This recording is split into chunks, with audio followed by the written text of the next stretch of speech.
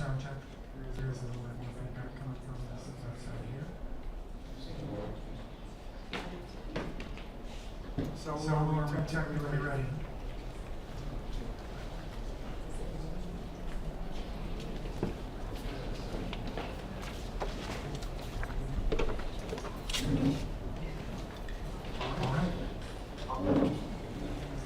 Good evening, everyone. My name is Michael Montoya.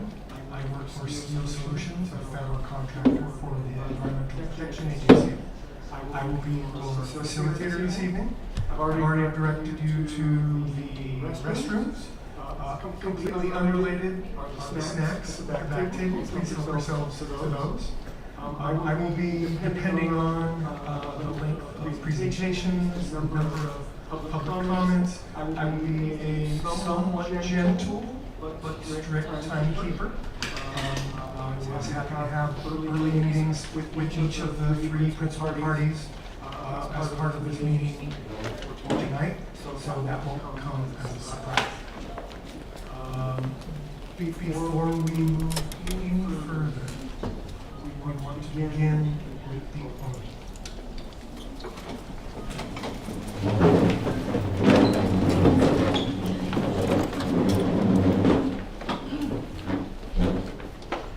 Since we have new people tonight, I'm going to explain why we do this OLA. It is to help us to focus on what we're really here, which is providing water. And ensuring that we have clean water, not just for us, but for future generations. This OLA is just the first verse, much longer OLA that was written by Ahupua.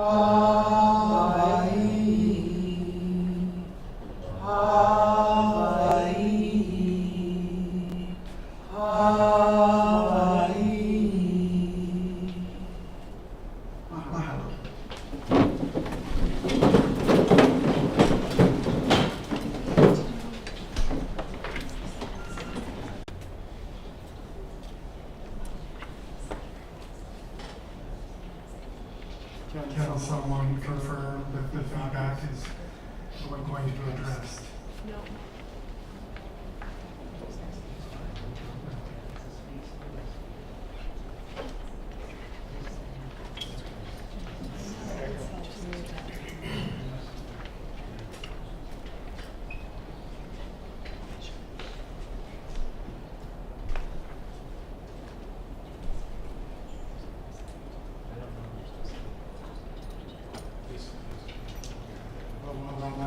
I'm vamping here, attempting to echo feedback addressed. I just want to say how appreciative I am for the feedback and the meetings that I have with the CRI members. I learned a lot. Your commitment and dedication is inspirational, and I think I am really excited for the beneficial of that meeting. Because I'm so impressed with your leadership that you're showing. I also want to say that I'm so pleased to have had pre-meetings with representatives from the United States Navy, and that I too was impressed with the commitment, dedication, and thoroughness that you're showing, and your openness to giving me hearing the way that I'm facilitating. So really thank you for that. And I'm quite pleased to be here facilitating it. Sorry I didn't get a chance with the Department of Health. But I also want to express my appreciation to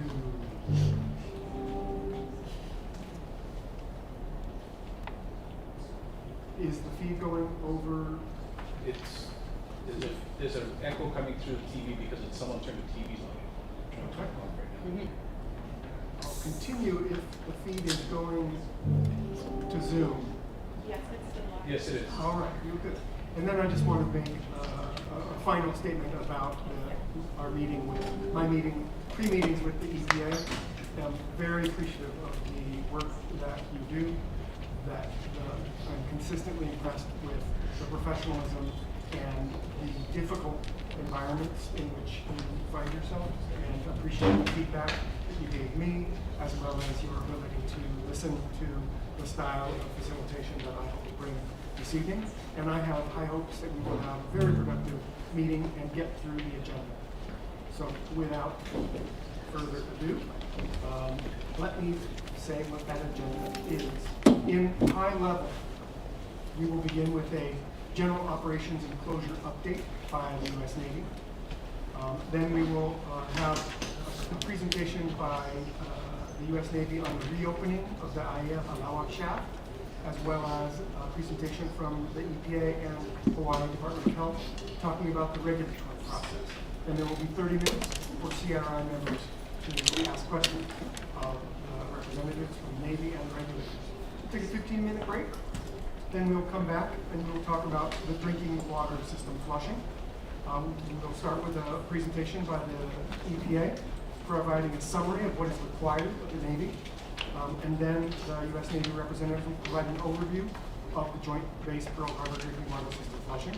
And then again, CRI will have 30 minutes to offer questions.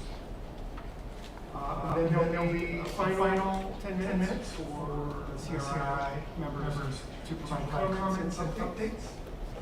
And then finally, there will be a 30-minute public comment period where each presenter will sign up in advance. Will be allowed a 2-minute period for commenting. If there is a lot of sign-ups, I will be very diligent in monitoring that 2-minute, providing a little bit of warning right before the time, and then quickly moving us to the next speaker. I will be as gentle as I can, but we want to make sure that the members of the public have an opportunity to be heard in that 30 minutes. So I will now turn it over to our first presenters. I'm sorry. I forgot introduction. So let's start in this direction and work our way around the room. All right, thank you. I am Susan Gorman-Chang, the newly elected chair and representing the community of Hawaii. I'm Yelani Sonora-Pale. I am a sub tonight for Native Hawaiian Interest. Aloha, I'm Yelisa Otis. I represent the community of Hawaii. Aloha, Bianchi, I'm Milo Berlin, I'm the Native Hawaiian representative. I'm Bill South. I'm representing Sierra Club of Hawaii.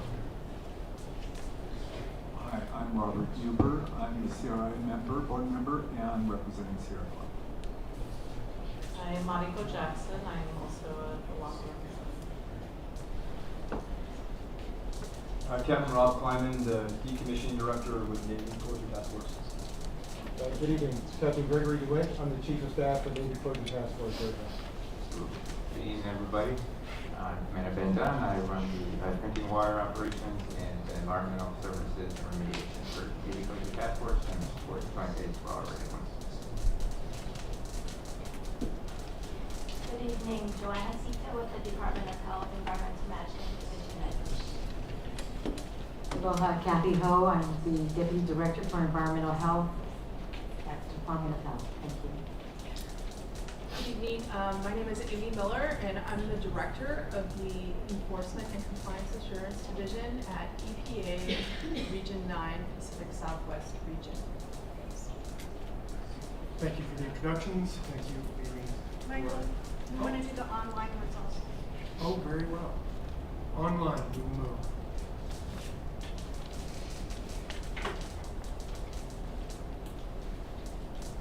Are there CRI members online that would like to introduce themselves?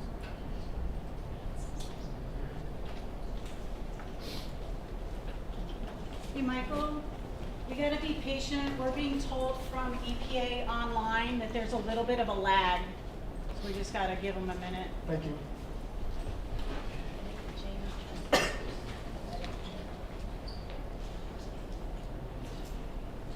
Jamie, you're muted.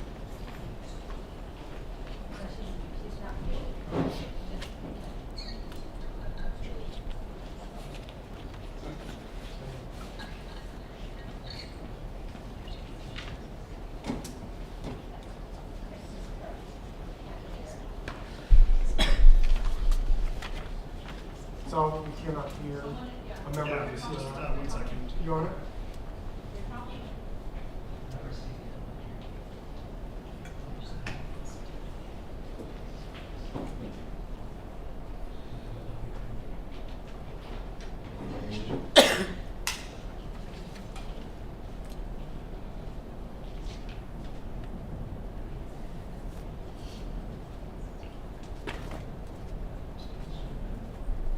Can you let Michelle know to stand by that we've got an audio issue? I don't know if she can.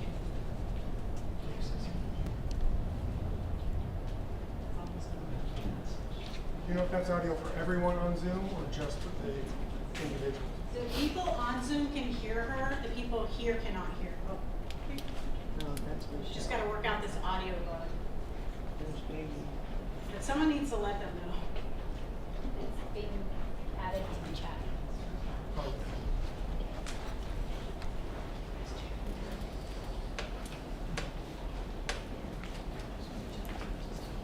Pull us back out of that game. I see them if you scroll there. Okay. Oh, there they are. They're back. Great. Who would, Can you guys hear us CRI now? members who are online, please introduce yourselves. Oh, they can.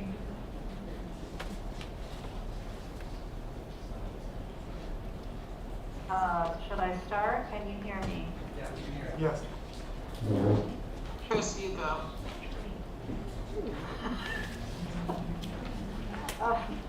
Okay. Chris Esson, CRI member affected, representing affected families.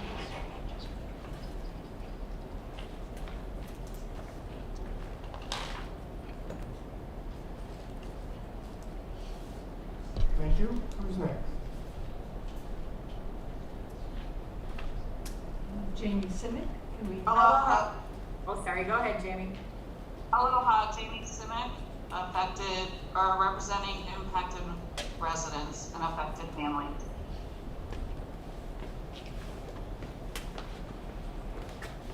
Michelle?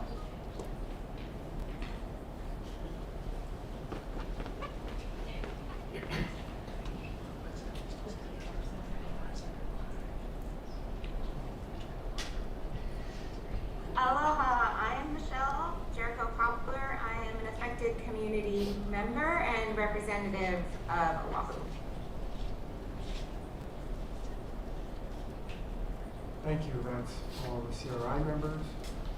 Would any members from the Navy team online like to introduce themselves? I don't believe we have anyone online. Very well. Thank you. EPA.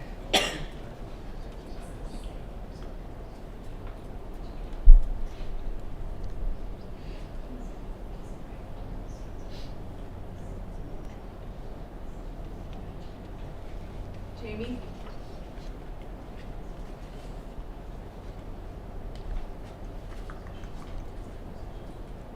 I can start off, Jamie Marinqua here with US EPA. I think given the lag, let's just have speakers and meetings themselves that they're joining and update. We have a few people online. So,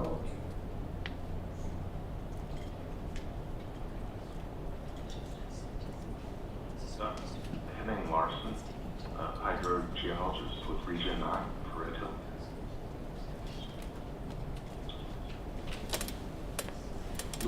City of Bedford, I manage the water program.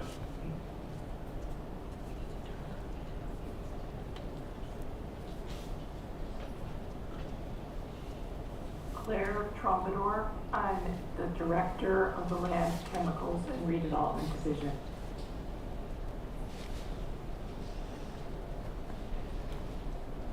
Allison Fong. I'm the Assistant Director of our Land, Chemicals, and Redevelopment Division, River Branch. Matt Cohen, Director of Site Remediation Section Manager.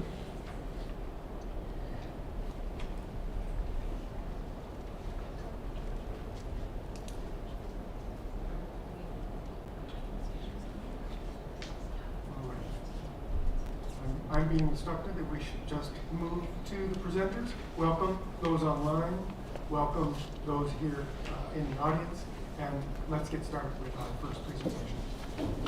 Thank you. Do we have slides?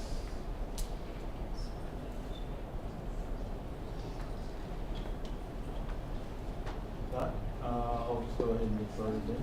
Aloha. Once again, I am Captain Gregory DeWitt. I am the Chief of Staff for Navy Closure Task Force. And I would like to say that we're Admiral Williams and we're Admiral Lester Ortiz in a transition right now, which is why they could not be here. Admiral Williams will be transitioning command of Navy Closure Task Force to Admiral Ortiz. Admiral Williams does send his thanks.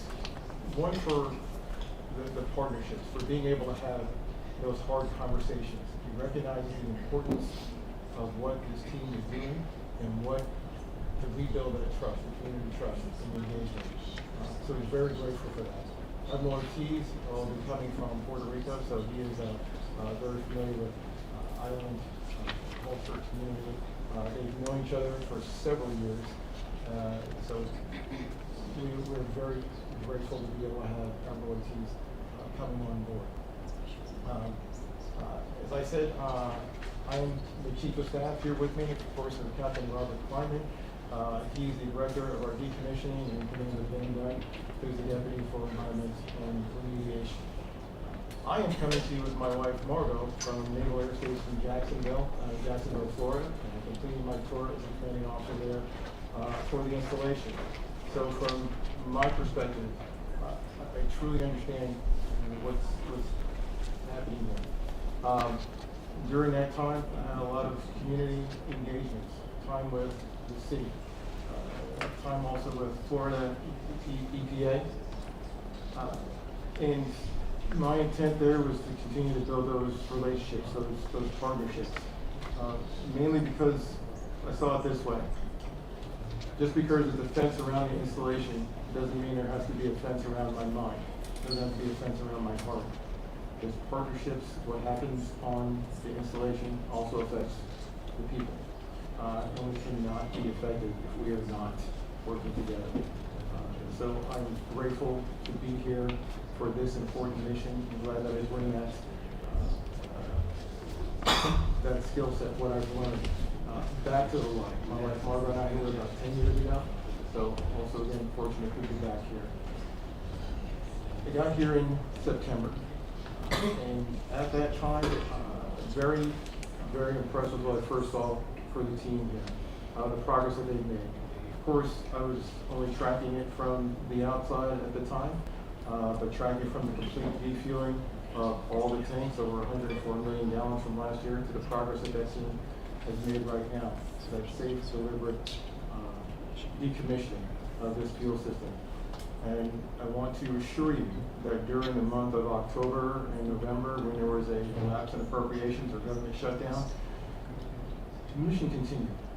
The uniform members were still there.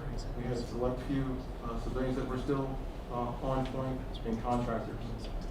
Still working, still moving forward with the mission to decommission this facility and to continue long-term monitoring. So with that, I'd like to turn it over to Captain Kleinman so he can bring it up to speed and up to date on the latest on what we have. All right, thank you, sir. Again, Captain Rob Kleinman, checked on board with Navy Closure Task Force Red Hill about 6-7 months ago in July. But my wife and I returned back to Oahu about a little over 4 years ago. My wife is from Oahu town, so we come back quite a bit. I was stationed here about 20 years ago as a young officer and got my actually degree with the University of Hawaii. So definitely feel very connected to here and the island, and very honored to be part of this mission. So again, real quick professionally, got in this job in July, so I'm responsible for all the facilities and operations. So I've got a couple slides. We're going through our status, tank cleaning, and pipeline removal. And then before I was the decommissioning director, I was the public works officer, public works director for Joint Base. And before that, we just got on island in late 2021 and was part of the emergency response and the system recovery following the fuel contamination at Red Hill. So was there at the kind of beginning set, now here helping close down the facility. All right, with that, next slide, please. One more, please. Okay, so probably not a stranger to this slide, but I'll go just kind of orient everybody. So I've got 2 slides I'll be talking about. The first one's the tank cleaning. This is kind of a dashboard to provide a snapshot and update. So what it is 20 storage tanks that are up at Red Hill. When the decision was made to defuel the facility, 14 of those were in service, 6 were out of service and did not have fuel. So the ones that are kind of grayed out or blacked out were the ones that were not in service when the decision was made, so didn't have fuel in them. And so then of the 14 tanks that did have fuel, they are been all defueled. As Captain DeWinton said, 104 million gallons of defueled with the Joint Task Force. And so of those 14, 8 are currently in a cleaning processor step. So orientate yourself to the left-hand portion of the slide. There's 4 steps that have been delineated to clean a tank. I'll go over some basics on what each steps are, but if you'd like more information, that QR code on the left-hand quadrant will take you to more detail of the steps, and I'll be happy to answer any questions later as well. So again, 8 tanks are currently in one of those steps, and the step 1 really is about the initial preparation. So we do something called degassing. That's the ventilation of tanks to make it safe for someone to occupy. So when it had fuel in it, there's residual kind of volatile organic compounds that kind of make it unsafe to enter. So we degas the tanks for about 2 months, 1 to 2 months, in accordance with the health department air modeling and permits. And while we're actively ventilating the tank, we post hourly data on our app and post the information on our website for any of the air quality monitoring stations. Those information is archived, so you can go to the website now and get all of our data from back from May 2024 when we started that process of ventilation and degassing. I can also say that since we've been doing degassing, we have had no elevated readings from our air quality monitoring stations. Step 2 is the continued preparation in tanks. Now, after we've made it safe for entering, this includes structural inspections for those elements that make it safe for people to operate and work inside those tanks. So they'll inspect it and make necessary repairs. They'll install booms to enable people to work along the surface of the tank. And then we will also remove any residual sludge. So when we defuel the tanks, there's a small amount of sludge that did not come out during gravity defueling. As you can see, there's a number of 360 gallons, 361 gallons on the dashboard. That's from 7 of the tanks. We have not started the sludge removal yet for tank 20, but that should be started very shortly since we just finished degassing. Step 3 is really about the pressure washing. That's about the clean, where we do a water and simple green solution, and we pressure wash the interior of the tank. It's about 2 acres of surface area when you look at the interior of the tank. And we have completed pressure washing in 3 tanks, 5, 7, 8, and we were actively pressure washing tank 6, and that's actually nearing completion. The water used for pressure washing is actually reused water that comes out of Red Hill through the GAC treatment system that would normally go in the Hālawa stream. A portion of that is diverted and is utilized for the pressure washing in your tank. So it's not new water being drawn out of the aquifer. It's reutilization of the treated water. That rinse state water or wash water is then accumulated into a tank. It is characterized for waste characterization to ensure proper disposal in accordance with permits in the health department. And the last step is just really obtaining regulatory concurrence for all the efforts we've done and demobilization of those said tanks. So right now we have 2 tanks in that last step. Next slide, please. Okay, this is a dashboard detailing our pipeline. It says clean status, but it's about our pipeline removal. For those that are not familiar, the Red Hill facility is about 3 miles from Pearl Harbor proper and was connected with 3 fuel distribution pipelines. So if you stack all the pipelines together, you've got over 10 miles of pipe fuel pipe. So if you were to visually look at that, that goes from Pearl Harbor to Diamond Head. So as part of the process to ultimately remove those fuel pipes, we do something called cleaning or pigging. As we run a foam, like a pipe-sized foam, looks like a earplug almost, through the pipe. We either push it or pull it, and that's to capture any residual fuel or debris that did not come out when we gravity defueled. There's some low spots that exist in the pipeline, or in between like the valves and joints area. And so we've captured about 2,500 gallons of fuel during that process, and about 92% complete with the cleaning or pigging operations, and expect to begin actual removal of those pipelines in more of a production scale early next calendar year. Make sure I don't miss anything.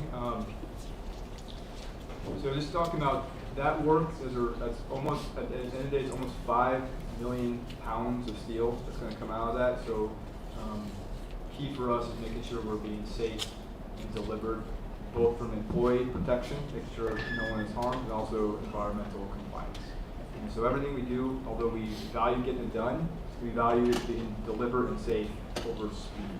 And so that entails a multi-layer approach. We work with our contractors to review safety plans, review containment if they are doing work that might incorporate maybe fluid that might be trapped when we're taking a pipe off or a valve off that maybe has some fluid trapped behind it. We make sure containment's there, we inspect it, we invite the regulators out to also inspect that containment before we do any of this operation. And again, tremendous amount of oversight about the importance of the mission, also just to ensure that we don't make any mistakes on the way out. And ultimately, when the pipes are removed from the facility, they'll be sent to the continental United States for recycling. So, I'll turn it over to Commander Dunn. I have a question. Where do you put the water that you use to clean out the tanks? Where does it go? Yeah, so there's in the interior of the Red Hill system, there's a closed loop system, so kind of a drainage system that goes to a tank that's located on Red Hill property. And then that water then is tested, the RISATE, the water then tested for proper disposal through usually it's non-island disposal facilities or processing facilities. It has a permit to help run. And where can we find the test that shows what's in that water? I am actually not certain where it's posted, so I'll take that back. Great. And just so you know, short on time. All right, thanks, Michael. Hello, good evening again. So I'm Ben Dunn. I lead the environmental monitoring and drinking water efforts. I've been in this role since the summer of 2023. For the Navy Closure Task Force, I lead the environmental monitoring and environmental remediation efforts and the water well recovery mission for the Closure Task Force. I also support the Joint Base Commander with the enhanced drinking water monitoring, which supports the operation and maintenance of the drinking water utility. Next slide. So I'm pleased to continue to provide an update on the Navy's efforts to reactivate the Navy IAEA Hālawa shaft. This is one of 3 drinking water wells that was constructed to support the Joint Base system. Since late 2021, the Navy's been operating off a single well, and so it's very important that the Navy restores both this well and the Red Hill shaft drinking water production well in the future to restore resiliency and redundancy to support Joint Base operations.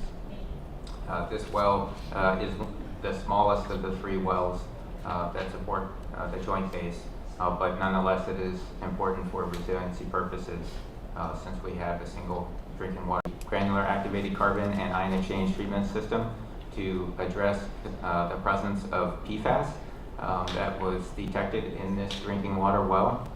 This well has not been impacted by fuel contamination relating to Red Hill. PFAS is the only constituent of concern to address to bring this well back into service. And the Navy's extensively monitored this well over the past 3 wells to document that presence of PFAS. Those results are available on the Safe Waters drinking water website.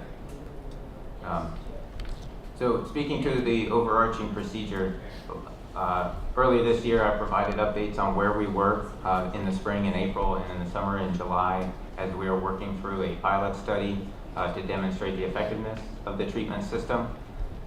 We have since collected the data. We have reported that and sent that to the Department of Health, that technical memorandum is available on the Safe Waters website as well. One of the items that we learned from that study is that we needed to look closer or conduct additional evaluation of the ion exchange resin that we use for the treatment.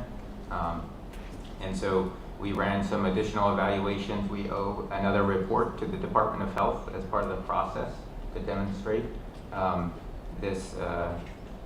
to demonstrate conditions. And so we are working to reconfigure the treatment train at the treatment system to adequately address those concerns with the ion exchange. We've also been conducting engineering to complete some structural reinforcement to connect the treatment system to the distribution system. It is not connected, and we have also not operated this well since May, so it's not been in operation for months.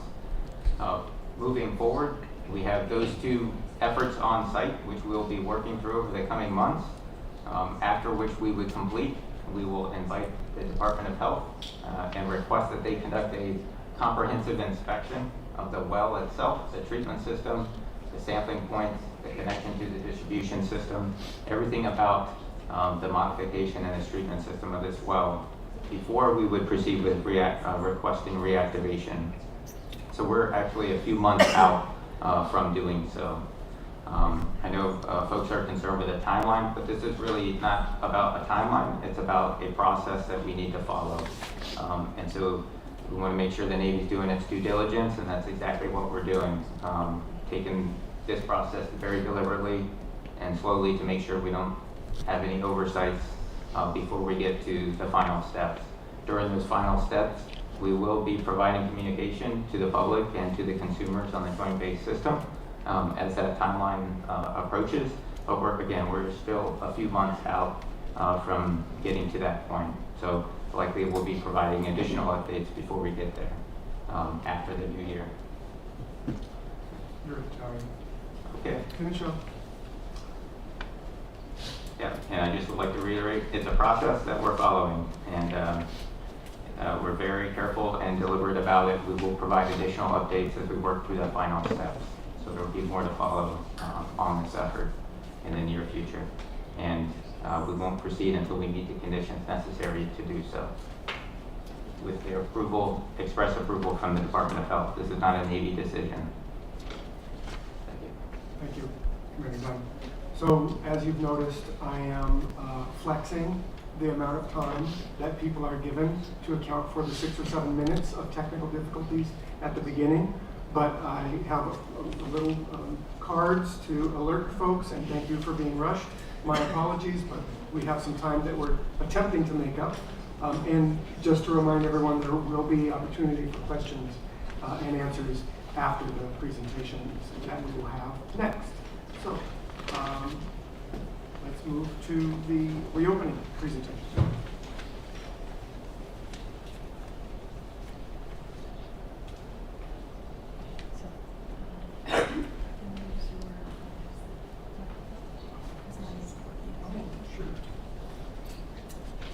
Hello. So I think the Navy already gave their presentation about the reopening of the shaft, and so we're going to turn to EPA and DOH just explaining a few things about the regulatory process. And I think I'm going to turn to DOH first, and then we'll have EPA discuss a few things about groundwater. Okay. Dennis is online.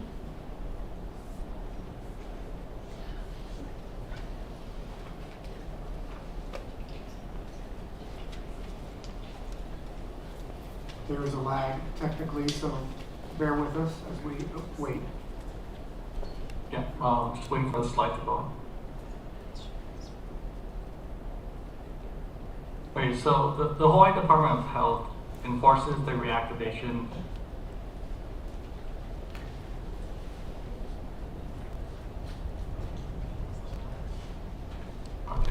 the Department of Health enforces the reactivation of drinking water sources under a range of regulatory authorities established by state statutes and administrative rules. In the case of the U.S. Navy's proposed reactivation of a confirmed PFAS-contaminated water source, the Department of Health has issued 12 conditional requirements under a letter dated February 7, 2025, for the source designated State Well number 3-2252-32, otherwise known as Navy Hālawa shaft.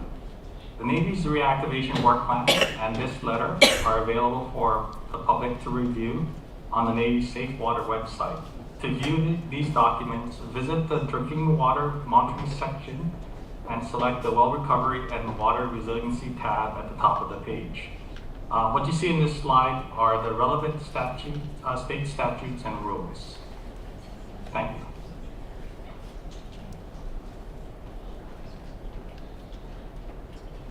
Should I jump in? Yeah, it's quite automatic.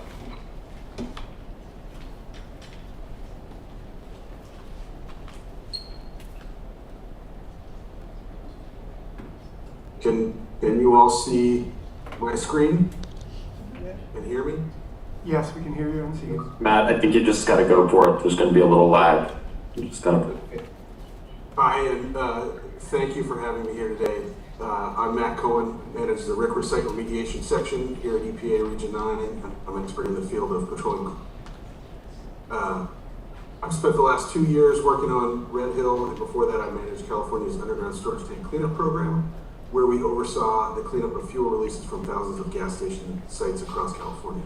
So we've heard some of your questions, and today I want to quickly go over what we know and what we don't know about the impacts to the environment. In the interest of time, this is a quick overview, but I'm happy to answer questions at this or other forums. I want to mention that the ongoing modeling and tracer study efforts were discussed at a previous CRI meeting, and they'll be able to help us understand how groundwater flows, including the direction. But it's important to note that contaminants move more slowly in water, or than water. Petroleum movement in the environment is limited by things like solubility and the ability to stick to rock and soil, and then natural breakdown by microbes. So we currently rely on groundwater data from the monitoring wells to understand the plume at Red Hill. The Navy collects information about fuel contamination from 47 monitoring wells in and around Red Hill, and many of these wells have a long history of sampling dating back to the early 2000s. Monitoring well data shows us that the plume of groundwater contamination is generally limited to the Red Hill facility and is stable. And there are wells between the Navy Hālawa shaft to help identify any plume movement in that direction. And those are sort of, I don't know if you can see my cursor, but they're in the call out. There are those two wells kind of up away from the facility there. So this next slide has a series of maps showing an estimate of the extent of petroleum in the aquifer beneath Red Hill over time. These maps are based on an average TPH concentration with silica gel cleanup. Because TPH is a bulk measurement, it's a good representation of the petroleum we expect from Red Hill releases. These maps may look a little different than other versions we've shown in the past, but they show a similar pattern and shape and size. So here goes the animation. This is before the release, and you see the release happens. We see some fluctuations.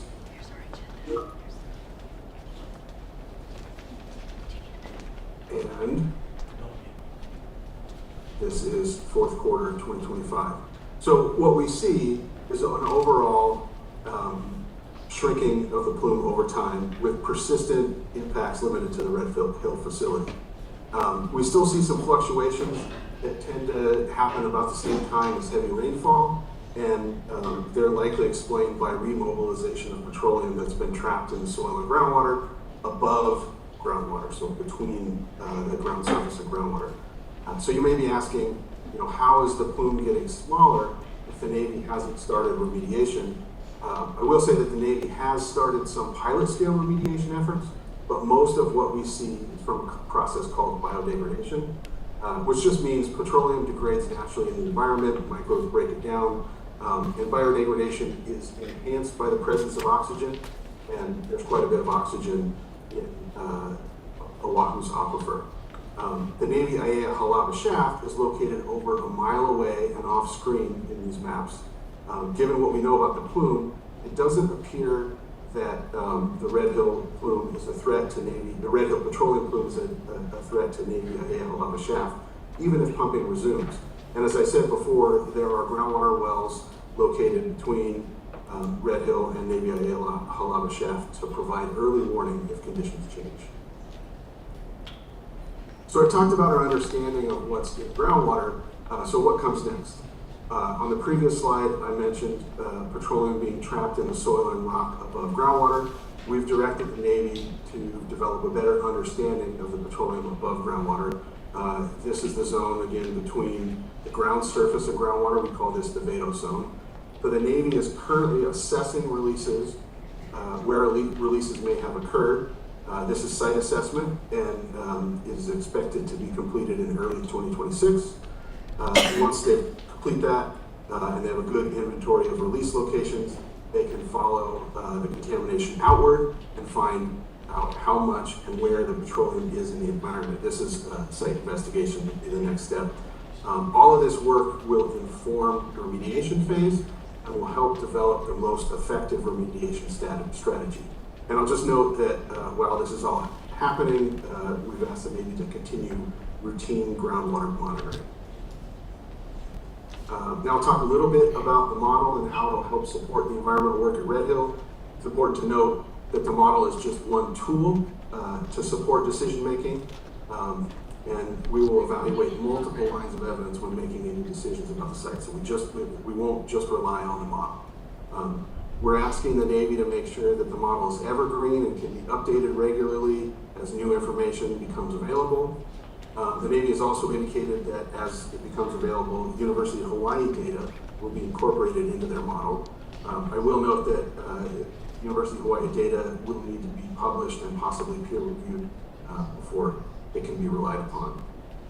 Instead of looking at a single final version of the model, we're evaluating the model based on its ability to answer specific questions. So it can support decision making. And so what are those questions? Fate and transport. So we talk about where contamination, might expect to see contamination and how long it might persist. And so this is where we combine the flow that we learned from the modeling and the tracer study along with kind of the factors that slow down the petroleum. Remediation design, so it's important, the model will help assess the effectiveness of any proposed remedial technologies and approaches, and it can be used to evaluate threats to drinking water sources. The model can also be used to ensure the most effective placement for future monitoring wells. 2 minutes now. And that's what I've got. Thank you for your time. I know this is a brief overview, but I'm happy to answer any questions you may have. Okay, now I think that completes the presentation part. So now CRI members. It does. Hi, thank you. I have actually a whole list of questions that comes from the reactivation plan for the Navy Hālawa shaft. My first question is,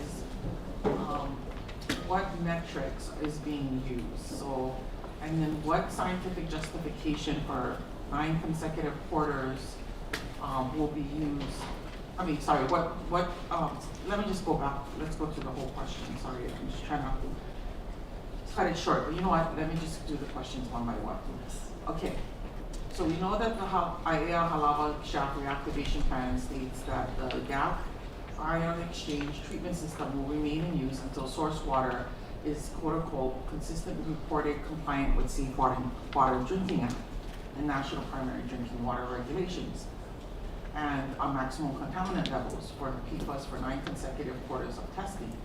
However, no metrics is defined what that compliant means. Is this merely meeting the MCLs exactly, or will they incorporate a safety factor below MCLs? What is the scientific justification for 9 consecutive quarters, and then disconnecting the gap system after that? And why do you guys anticipate compliance after 9 quarters? Like, what is that scientific, the number? And will they leave the treatment plan in place in case water quality degrades after connection? Let's let him answer those series of questions. Okay, yeah, definitely understand the concern. The qualification of 9 quarters really represents an extended period of time.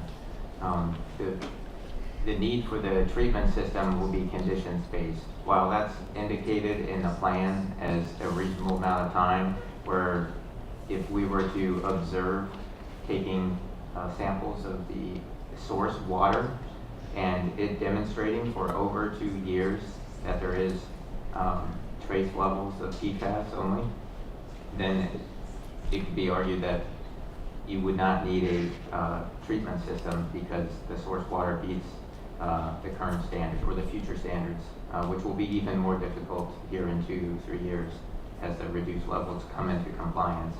I anticipate that we will retain the treatment system on site as long as we intend to use that drinking water well once it's reactivated. So certainly understand the concern, but it's a conditions-based determination.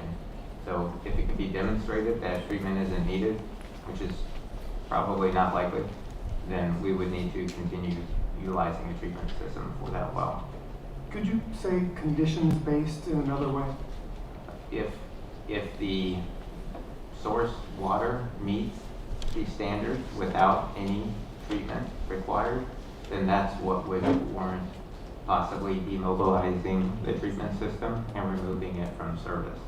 If after an extended period we don't see PFAS in the source water, then it would be reevaluated whether or not we need to continue utilizing that treatment system. But more likely would be the case that that is not going to happen.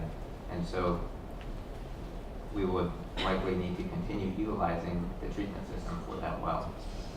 Does that answer the first series of questions? Actually, it makes more questions for me, but okay, I'll take that for now. Because I mean, and then have you found the source of the PFAS? So we're not doing an investigation to determine the PFAS point of origin. There could be many factors, and in fact, it's an island-wide issue because almost all sectors of the island are reporting PFAS. So it's not unique to this location. Okay, I'm gonna go on to another topic. Let's see. I'm gonna go to the meeting model topic. Sorry. So has the Navy reworked their hydrological water flow model after Don Thomas revealed that fresh water flows underneath Cap Rock into the ocean? And are you guys gonna wait? You guys kind of answered that, if you're gonna wait for that model to be completed. It is pretty clear that from Dr. Thomas's model that we see the contamination. Well, we know that the red dye, the 20 pounds of red dye he put in the water, is actually going north, west, south. And so it is pretty clear that the contamination could be moving all over the place, right? And from what Dr. Thomas had presented, he is not really quite sure about finishing this model anytime soon. So what is pretty much, where are we going to be in terms of the model when you folks want to reactivate? Like, what are you going to be waiting for the model? Like, is it going to be 80% complete, or are you guys thinking next year reactivation? I mean, what is the timeline? Is that a Navy question or an EPA question? I believe it's a Navy question, and then EPA can add on as they feel. So the University of Hawaii's efforts, pleased to see some results coming from them. They have completed most of their field studies, but they have one ongoing, which is the dye tracer study, which you identified that that's going to continue for a little while. So we're looking forward to their findings and their reports as they make those available next year. the Navy's model, which is independent of that. We have produced that last year. We produced an update, and you can find information about that on the Safe Waters website as well, on the groundwater or the environmental side. But the Navy is also, independent of that effort, producing a comprehensive update to its groundwater flow model that will come in 2027. So the Navy's not done working its model. Also, as we continue to drill more monitoring wells on site, we get lithologic or rock data that helps inform our model. We continue to do groundwater monitoring, and then information that we get from the University of Hawaii's effort this year and next year, we would also look to incorporate it into our model to make it, more effective. And that update from the Navy will happen in 2027. However, we don't have a relationship between the Navy's groundwater flow model and the reactivation of Navy IAEA Hālawa shaft. We have Sentinel or off-site groundwater monitoring wells between Red Hill and Navy IAEA, where we've collected a lot of data over the past several years, as well as the wells that are on site, and we haven't seen any contaminant migration at Red Hill or off of Red Hill, or in the vicinity of Navy IAEA Hālawa shaft. PFAS is the concern there, and so they're unrelated. While it will be some more time before the Navy proceeds with requesting reactivation for Navy IAEA. It's not directly tied to the University of Hawaii's groundwater model and its studies. Thank you for that. If you don't mind, I'm going to move to Jamie Simic online, who has a question. Aloha. I know there's a lag, so I'm going to try to do this consecutively. Welcome the new Navy members that are here and representatives. Captain Kleiman, you might be exempt from this question, but I do want to know, with the new staff onboarding every 3 years, there's a change in command. How many death by PowerPoints are the new members coming in receiving in order to catch them up? On Red Hill, the effects, not just 2021, but the previous releases. That question leads me to that. Mr. Cohen, you stated that there's natural degradation, and there was a news report that came out in 2023, 2024 with, I believe, an EPA member, it was Hawaii News Now, stating that there was a plume from a previous release prior to 2021, dating back years, I believe it might have even been in the 90s, that they detected a plume moving. How long does this degradation take, and how do we know exactly which fuel grades we're following, and if the plume is above the water, the surface, or below? Also, what will be the continuum testing and the frequency of the testing that you spoke of, and what technology is being used in order to detect a threat if and when the plume resumes or comes near Hālawa shaft that you're wanting to reopen? And then leading to that, with the Navy, what exactly will be used in order to communicate and notify the public of any of the final steps that you have going on, or reopening, or if there is a threat from the plume, or if residents are reporting issues, is that still being taken seriously? And then finally, I know that you're relying on the Department of Health to come in and inspect. Would you guys also be open to the Board of Water Supply coming in and inspecting? Thank you, Jamie. So, I think that's it for now. Thank you, Jamie. So, a question about the plume, a question about your communications plan, and other questions. The first one I missed, but I think you're tracking it. But Susan Gorman-Chang had a very quick question A very quick very quick comment. Could we just ask one question, get one answer? If we could do that. It's really hard to ask multiple. But anyway, very quickly, I did want everyone to know the Navy, the EPA, and the DOH got these questions, I want to say, 2 to 3 weeks ago. So they did have them ahead of time. Thank you. Okay, Jamie, it's Captain DeWink, Chief of Staff. I will do my best to address the opening question, I believe, that you had with regard to new folks coming in. First, of course, being a new face myself, knowing that I was coming here, I reached out to my predecessor, Captain McCormick, as early as July. So I was starting to do some of my homework, I guess to say, so to speak, in terms of understanding what was happening here and what the team dynamics. Also, when I talked to my regional commander at the time, he was also out here before, so I had some information from him. I was able to speak to some other folks who are here on scene as well. So for me personally, it's getting involved, just understanding the importance. But that's how I operate. I can speak for Admiral Ortiz, knowing that he was coming here. I know that he knew several months ago that he was also coming here as well. So he has been fully engaged. And as I said, Admiral Ortiz also has a great relationship with Admiral Williams. So he was up to speed. And even though he is not here right now, I had about an hour and a half conversation with him earlier today, and we have discussions with him on a daily basis. So when he's here in January, he will be up to speed. It's challenging how we transition, but I take it very seriously. Everybody who comes here takes it very seriously because we understand the importance of it.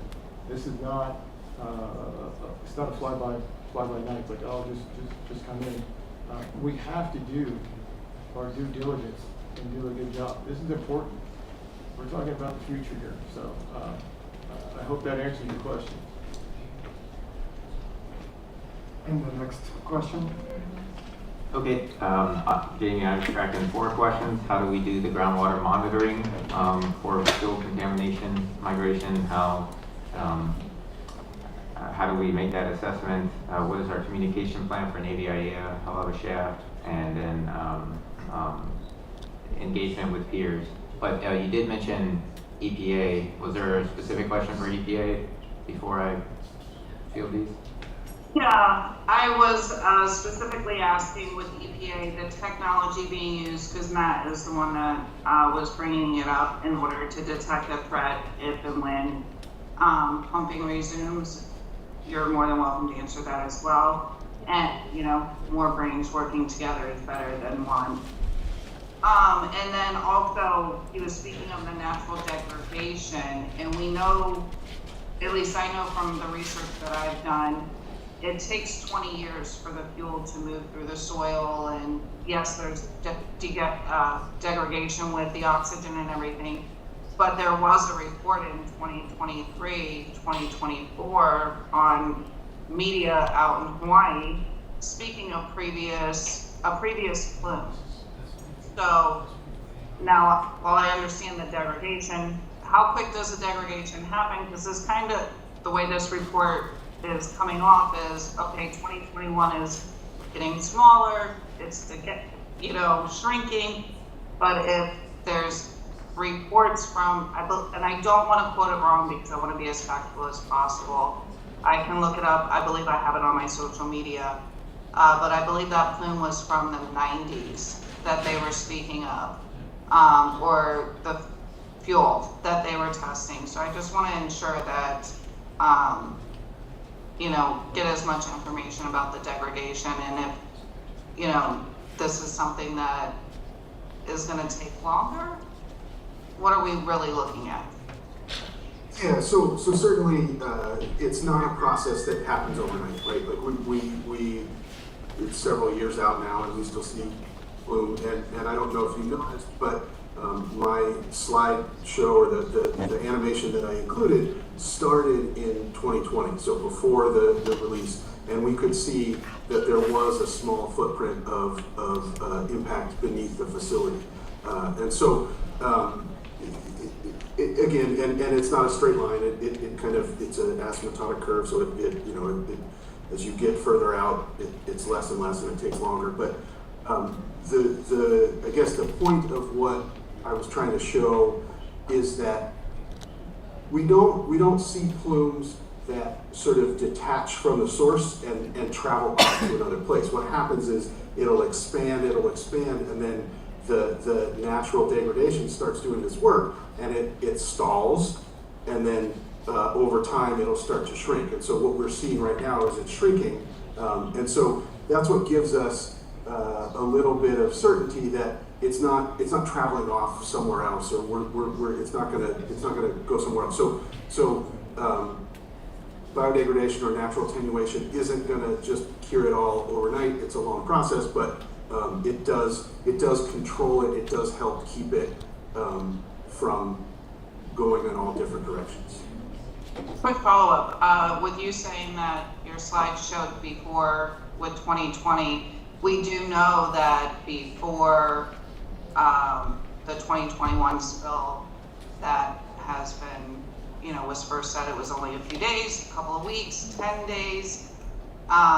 With you saying 2020, are you talking about, now we know, and the DOH has confirmed during national academies that there was other leaks or spills that occurred in the summer of 2021 and previously. Is that what you're, showing that? The 2021 release isn't the only release that's happened from Red Hill. So the EPA's involvement started, there was a release in 2014 that is why there's the 2015 AOC. So I don't want to speculate about what or when, but for sure there's a documented release in 2014 that could contribute to impacts to groundwater. Now, I want to caution you that what's in groundwater isn't necessarily what's in drinking water.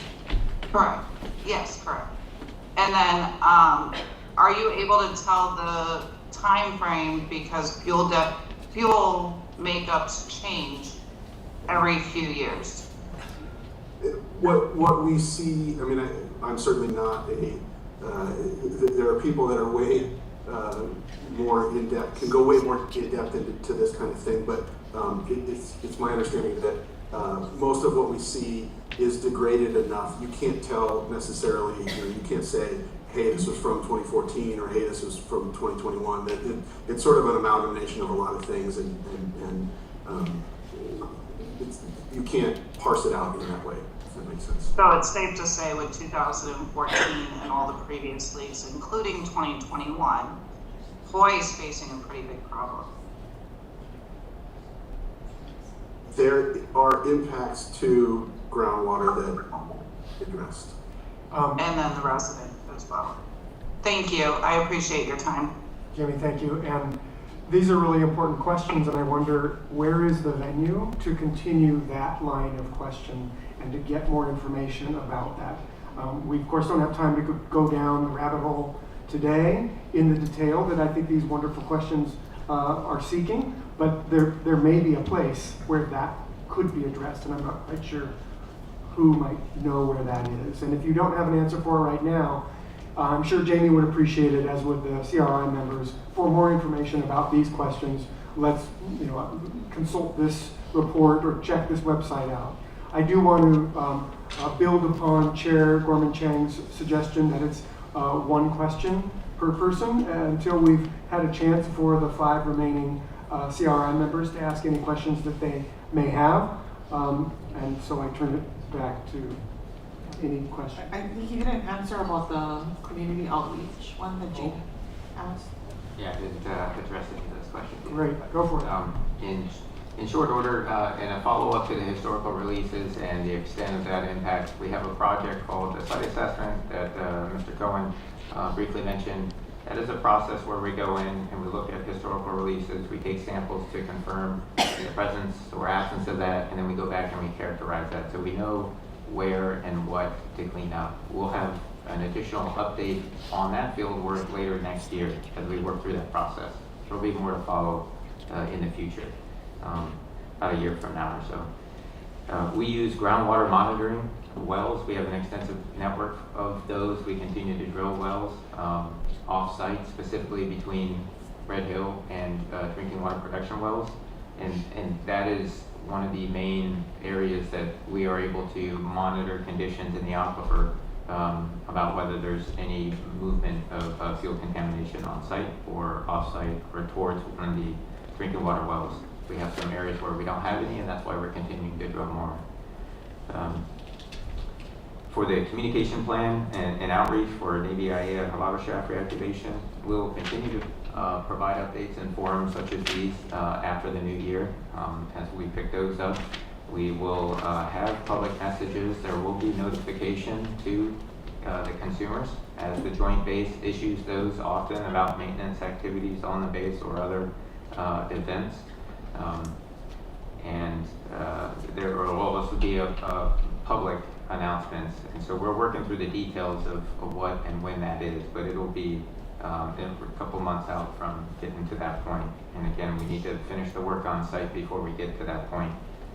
And then as far as other parties being involved with inspecting or sampling from wells, etc., every work activity that the Closure Task Force does, the Navy does at Red Hill, is a work plan that is developed in coordination with, utilizing many scientists and engineers, but specifically they are all reviewed and approved by the regulators, DOH and EPA. So every work activity, every operation, tank cleaning, closure, all the environmental monitoring, remediation, all of those things are plans that are deliberately vetted through the regulators, incorporating their comments and guidance, and then ultimately gaining their approval before we're able to move out. And so that's how we go about doing this work, and we're going to continue to do that and comply with the federal statutes and state of Hawaii statutes that apply to this kind of work. I just have two more questions. Can we? I was actually assigned to do these questions. Yeah, she's the team leader for that. Very well. Yes. Continue. Sorry. So the Navy suggests using a high-density polyethylene pipe for the new hookup. Is this safe in a contaminated area for connecting to the distribution system? Is known contamination or permeation risk in this type of pipe? And would this pipe run through contaminated soil? And also, what was your expected date of reopening the well? Thank you. So we're, again, several months out. It's really driven by the work on site. We've got at least 2 months to go to finish the work on site, and then there's that coordination and that notification process. So we're really looking at probably March or so. But again, we'll provide updates as we work through that. The HDPE pipe, that's a common material that we use for drinking water systems. And there's cast iron pipes, there's many different types of plastic pipes, but that's kind of an industry standard. But again, of all the work that we are doing, we are submitting and coordinating with the Department of Health, and that's also why they're coming out to inspect. They're inspecting every piece and every component aspect of this treatment system and the configuration of tie-in before we move forward. Okay. And then one more question. So the treatment system will only be monitored quarterly once operational. That's 1 day a week. That means it's monitored. Monitoring will happen every 12 days when it's in actual operation. Is this adequate? Yes, so we have to meet Safe Drinking Water Act compliance requirements, but also as we work the final coordination with Department of Health and we request approval to do so, that's when Department of Health will identify any and all requirements that we need to take care of post-reactivation, in addition to what they've already set forth.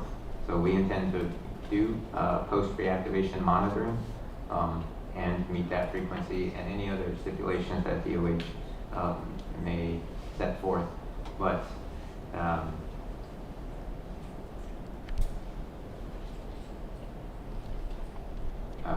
sorry, I know what I was going to say. Excuse me. We're not going to most likely be operating that well every day. So it's not a continuous operation per se. So it's kind of an intermittent operation that supplements the flow. So did I hear you correctly? You're gonna use your model, your flow model, not Dr. Thomas's flow model, right? Is that what you said earlier? You're using the Navy's model in order to figure out where the water's gonna go so you can open the well. Is that correct? The groundwater flow model the Navy has and the groundwater flow model that the University of Hawaii has is not related or driving the reactivation of the Navy IAEA Hālawa shaft. Why?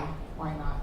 Because we have evidence from our groundwater monitoring that there is no contamination related to fuel that has impacted the Navy IAEA Hālawa shaft. The contaminant of concern is PFAS, and that's why the treatment system is designed to treat PFAS, and that's what's been documented and observed. And so that's what the procedure is set forth to address all the stipulations set forth by Department of Health or Safe Drinking Water Act. Does not speak to fuel-related contamination, but again, we've not seen evidence of that. Our studies indicate that there hasn't been migration of fuel from Red Hill off-site, and so they are unrelated. Thank you. So you're treating PFAS, but you don't know the source of it, and you're not going to wait for Dr. Thomas's model to be completed before you reopen the shaft. That's pretty much it. That may not happen. And as far as PFAS, that's it's a nationwide issue that every utility has to deal with. The utilities aren't creating this problem. They have to address it in order to provide Safe Drinking Water Act, suitable water. I'm done with my questions. If I may, reactivation of the shaft and having a source of drinking water, the focus is on what is in the water and what kind of water you're going to put in the distribution system. So the focus is on treatment. So we focus on making sure that the water that is getting into the distribution systems meets those maximum contaminant levels. And so if the water from an underground source is not, it has contaminants, it needs to be treated. And so the focus of the regulatory review is really about the treatment and the water going into the system, the chemistry. Thanks. Yeah, and I would say that we are very unique because our aquifer, we have one aquifer on our island, they're all connected. And from what Dr. Thomas had presented, not just at the FCAP, but at the last redhillCRI, it's very clear no one knows how the water is moving and therefore how the contaminants are moving. And we just found out about Camp Smith and all of the contaminants coming out of there. And not investigating the PFAS source, I think is really problematic, here. But, and I get what you're saying, you're treating, the water, but also like how is it going to affect all the other wells, like border water supply wells, because we know that the water is moving and that there is a plume and there are contaminants in the water, and so I think that needs to be looked at more closely, because how is it going to affect everyone else on this island? We live on an island. I agree with you that is a very important thing, is understanding groundwater. And one of the things a good drinking water system has is a source water protection plan. And part of that is understanding your groundwater, how it moves.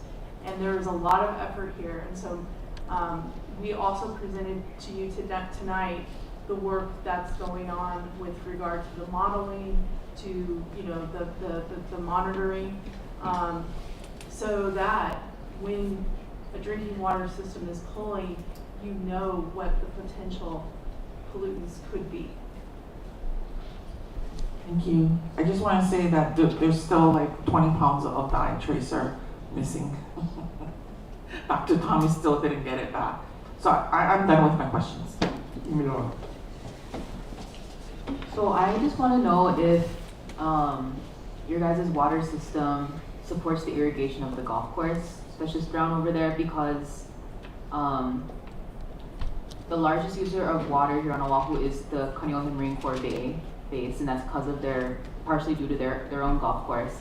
And the fact that, we spent the last couple of years down a lot of critical wells, both on the Navy side and on the civilian side with Board of Water Supply. And so I'm wondering if in the past couple of years, have you guys made any kind of plan of how to be a more pono steward of our water and delegate that water use more responsibly, not for golf courses, but, clean water for the people who need it and the plants that need it and the aina that needs it rather than a golf course that is not necessary. So that's just one of my concerns is just, we're having a shaft reopening and I'm wondering if that water is going to go towards something that is really not necessary in a time where our own Board of Water Supply does not have the funds necessary to do our own, system to treat our water. We don't have the funds to have new wells, whereas, there was a really large appropriation in the Defense Authorization Act for our water treatment here for the Navy. So, just the fact that there is this imbalance of funding and this imbalance of who has to make these sacrifices, we don't have that luxury of getting huge appropriations for our own water system compared to you folks. So that's just one of my questions. Mahalo. Yeah, I think it's a really important question also, but just like Jamie's question, I'm not sure if this is the place to address the uses of water on the golf course unless it is a direct connection, and if you have one, that's great. But I've been tasked to try to keep us within what you can answer, and but my question is, where can those answers come from, and where can you direct anyone listening to get the answers? And that's not just for you, it's for any of the regulators as well. So if anybody has those questions, those answers to this important question, that would be great. Otherwise, you have a response. Yes, Ilo, thank you. I do hear you. Certainly, water conservation is a measure and a management practice on the joint base. The Navy also did reduce water consumption from the Red Hill shaft early last year, reducing the pull out of that by over 50%. But as far as the golf course, whether or not it's fresh water or if it's a recycled water, can you the background? Yeah, I mean, can you hear me? All right.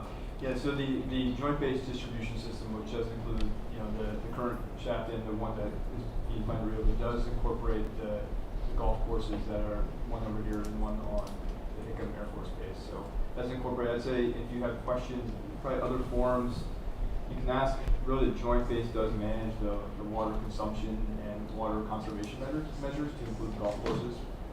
That could be directed to the joint base public affairs, and try ultimately other things. There's other venues to kind of correct water consumption questions. I know we're really talking about the reactivation of water quality. Great. We are very close to time for a break, scheduled break. Do you have a question, Mr. Hoover? Hi, I'm Robert Huber. I do. It's regarding the distribution of, the network of the flushing the water from, making it good, safe drinking water. Okay.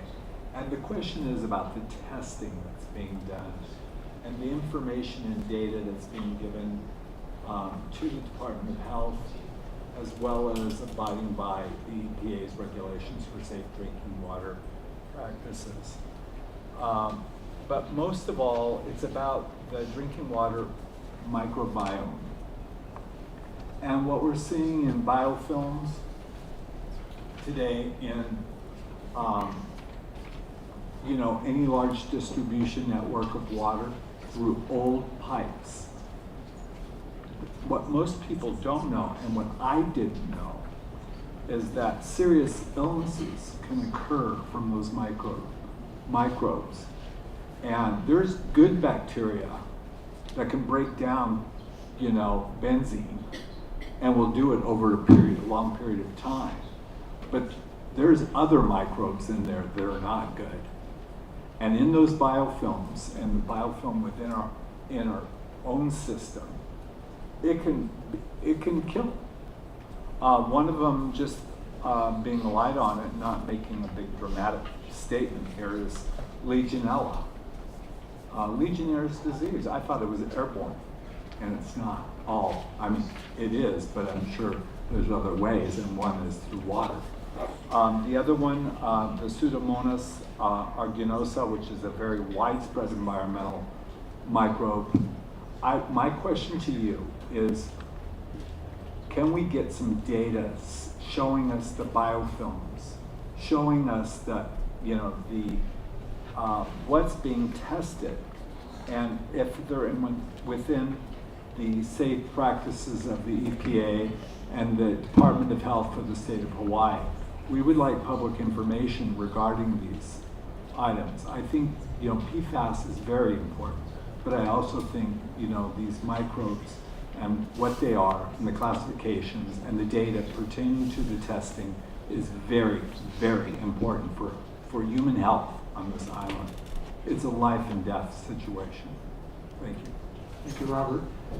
So I have a couple of questions. Is that water quality pertaining to the flushing? Yeah.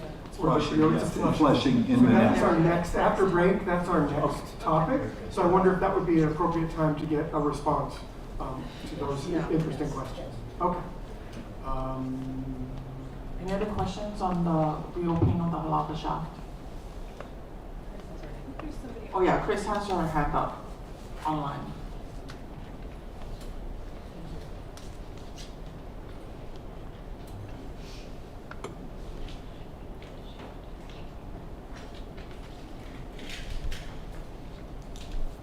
Hello, can you hear me? Yes. Yes. Okay, I hear that. Really quickly, how quickly are you getting your water test results? With the shop reopening, and likely we'll not have another CRI meeting with you all before you go forward by March. What type of test are you using? Are you doing field test quick results? Are you waiting weeks for mainland testing labs? So I have concerns about results with the shaft reopening, and this was a contaminated well, so it has a history of a contamination. So my concern is quick results with no on-island lab, to ensure that you are getting your full results for your, if fuel is present. And then this may have been answered, but I just want to also throw it out there. How are you sure the plume is between the tanks and above the aquifer? Yeah, so the testing for Navy IAF lava shaft has been pretty extensive over the past This is to the Navy. year and a half. The requirements for sampling and monitoring, again, align with the Safe Drinking Water Act. So that is not specific to fuel contamination. We did conduct our pilot study back in the spring, where we sampled for several weeks. We have never found petroleum or fuel in the Navy IAA lava shaft source. And we will continue to do sampling after we reactivate. The only laboratories that can do some of those analysis, or most of those analysis, are EPA certified laboratories on the mainland. However, we do take field water quality parameters, but we've got a good idea of what's in the drinking water today and how it lines up with regulated standards for baseline Safe Drinking Water Act requirements. But we know there's PFAS there, and that was also the reason why we ran this pilot study, so we can get more data of the source water and then data of the performance of the treatment system. But again, there's been no detections of petroleum or petroleum hydrocarbons or fuel at the Navy IAA lava shaft. Okay, just to react with that a little, sorry, I'm getting a lot of feedback. So you're not testing for any fuel because you believe your prior historical testing has shown none, so you no longer test for it? We will continue to run samples for the Navy IAF lava shaft, and perform analysis on that with respect to fuel as we work through the reactivation, recommissioning process. But we've seen no petroleum or fuel in the groundwater in that vicinity. We've seen none at that well. So there's no reason to believe that there is fuel in that location. But as we work through this process, we will continue to closely monitor the water quality there. Okay, maybe the mediator can help with that a little bit, because I'm not feeling heard. It sounds like you are saying you're not going to test for it because you have not seen or detected any in historical past behind times from today, but that you won't test for it because that's a more involved process. Is that what I'm hearing? I'm hearing that you are testing for it, and it's an ongoing sampling in perpetuity, basically. Well, we have sampled and we will conduct additional samples. We're not running the well right now, so we can't conduct a sample today, or we're not doing it today, this month, per se. But as we finish the process, we will collect additional samples. But thereafter, once we reactivate and we move past an initial reactivation period of weeks or months, that'll depend on DOH, long-term monitoring will not include petroleum hydrocarbons or fuel monitoring at that well. And that's what I'm hearing. And that is under, you're being bound by what the Department of Health and EPA requires you to do. Well, we are going to meet those requirements, but we will continue to monitor the aquifer across the extensive groundwater monitoring network that we have, and we have frequent monitoring of that. And we have not seen through that program any fuel moving towards Navy IA Hālawa shaft or in the vicinity of it or at that well from the groundwater, which is the aquifer we pull from. And for an important concern like the sampling to assure that the water is going to be sampled and safe, where can people turn? Where is that repository of here's the sampling process? And I'm sure it's an evergreen system that is always being updated, but where do they go? So the baseline annual report for the drinking water system is on the Navy Region Hawaii's website for the annual consumer confidence report that any utility would provide. But samples specific to the Navy IA Hālawa shaft, we have a website, webpage on the Safe Waters drinking water webpage. It's called the Well Recovery Water Resiliency. It's where all these documents about the reactivation are, the work plan, the pilot study, tech memo, the conditional approval from the Department of Health that sets forth the requirements of the process. All the sample results from the 3 drinking water production wells are on the same page. We put all of that in a single location so that you can find and not have to distinguish between samples taken across the system and so forth. So future results taken from that Navy IA Hālawa shaft will be in the same location. So you can, as we work through the process and we produce reports and additional sample results, they will all reside there. So it's convenient to go to a single place and see all of that without having to flip and navigate through other results. Thank you for that. And clearly there's more to discuss here about how to make all of those reports and that data accessible, where questions and back and forth can occur in, I'm sure, meetings such as this one and others. We are at time. We are actually over time. We will reconvene in 10 minutes, if that's okay. That puts us at about 6:39.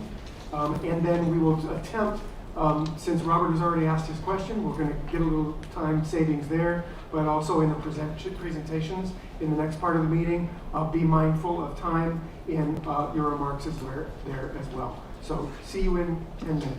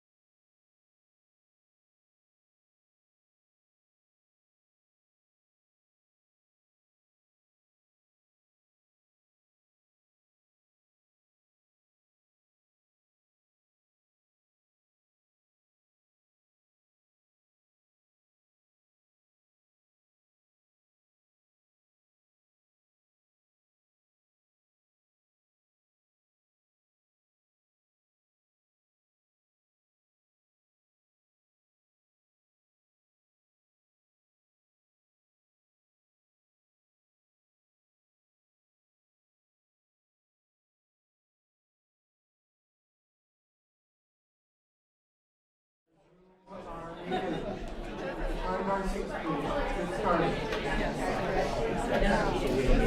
Thank you for finishing up your conversations and taking your seats so that we will have enough meeting time. Thank you. But anyways, that's look it up. Start looking up. You're gonna be shocked. Thank you for finding your seats and let's get started. First up is the EPA to give a presentation on flushing. Okay, so I'm going to be handing it off to Luis in one moment. But first, I just wanted to explain, and I want this one to work. Isn't that amazing? When after the emergency response effort, we went in and we conducted an inspection to look at the overall drinking water system. And we found that the system needed some improvements. And so under the consent order, we had many things that are what are considered gold standards for drinking water systems. So within the order, you'll find things like preventative maintenance program, SOPs for operator and a training program, valve exercising program, flushing plan, cross connection control, and leak detection plan. So we have been overseeing the Navy in developing these practices, which are considered what is model for a drinking water system, because our goal is to leave the system better than it was. So with that, I'm going to hand it over to Luis, who's going to talk about the flushing aspect and why that's being required. Luis? Yeah, thank you. Are you able to hear me okay? Yes. Very good. I can hear my echo in the room now. So I don't have any slides here. I'm just going to kind of speak to flushing in general. Why do water systems flush? One of the main principal things that reasons why systems will flush is to improve water quality, right? So what impacts water quality? It can be water age. Sorry, I just had feedback with my end.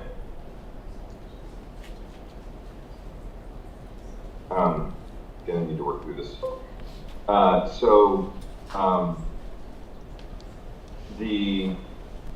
When water stagnates in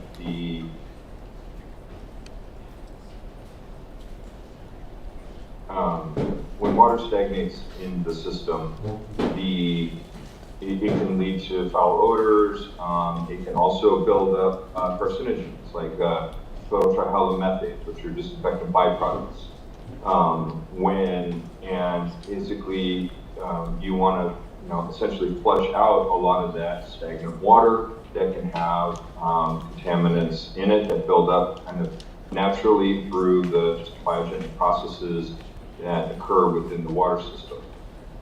There is also situations where through, in a groundwater system like Joint Base, where the system, is extracting water from, essentially the earth, and that can cause sediments to be drawn into the water system, and those sediments can, move out and move through the distribution system, and that there are, and these sediments can build up in certain areas, and sometimes this can produce, this can actually get delivered into, residential connections and stuff like that. So there can be discolored water. Sometimes you can get a little bit of grit in your water.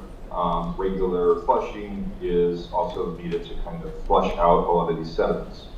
There are other certain minerals like iron and manganese that can either, come from the geologic portion where that groundwater comes from, or from the pipe materials themselves, and those those minerals, and also what will happen is they will kind of precipitate out of the water. They'll concentrate and precipitate out, and they'll also basically fill up, develop as sediments in the system. And again, the principal purpose of flushing is to clean all of this out. There are different approaches and schedules to flushing, right? So, as Amy was mentioning, there is kind of the gold standard, which is to do a lot of preventative flushing, just kind of getting out there and doing the flushing. I'm sorry to interrupt, but you you need to give context to the flushing. People water quality don't understand what he's talking about. Kind of give an developing of what the flushing that are undesirable, and you are able to get out on a regular schedule to flush that water and associated buildup out of the system. There is, and then the other side of the schedule is to do it as can you see me? Kind of as a more reactionary. When you start to receive complaints from customers, or you're actually observing kind of adverse water quality, through some of their own sampling. Thank you. Within the maintenance flushing as well, so within this maintenance flushing, you want to generally try to achieve high velocity, kind of create high velocity flow, which creates scour. So you need to actually kind of be able to mix this stuff up in the solution so that it will turn out. And and so to kind of flush it out. And I want to kind of compare this against emergency response flushing. Hey, can you pause there for a second, Luis? Luis, can you pause for a second? Luis, can you pause for a second? Yep, Thank you. I will stop there. Thank you. Okay, thank you. Do you have one statement about what is flushing? In this context, what is flushing? What is he responding to? I think we'll get some more background in the Navy's presentation as well. Read the agenda. Yeah, my apologies. I had to turn my sound off, so I all right. Well, possibly you're fine. Let's move to the Navy presentation because we're at time. But if you would sort of put it flushing this in this context and explain sort of the whole situation, if you would. Yeah, certainly. So again, I'm speaking on behalf of Joint Base here, who is the water purveyor on the installation. So representing here with their drinking water systems management. And before I get into the nature of flushing, I want to clarify. There's been, a consumer notification notice to the residents on the drinking water system that the Navy's going to be conducting flushing over the next year. That caused some feedback, which was welcome to hear. That is helping us inform future notices, for one. But that flushing that is happening today is a maintenance activity. It is different and separate and not the same as the flushing that was done in 2022 as a method of recovering the drinking water system to put it back into service. The Navy did that in response to what happened with the November 21 fuel release that impacted the drinking water system. The Navy worked with multiple agencies and DOH to come up with a plan to recover the system, and it involved a zone. Each and every zone was had recovered as presumed normal water quality.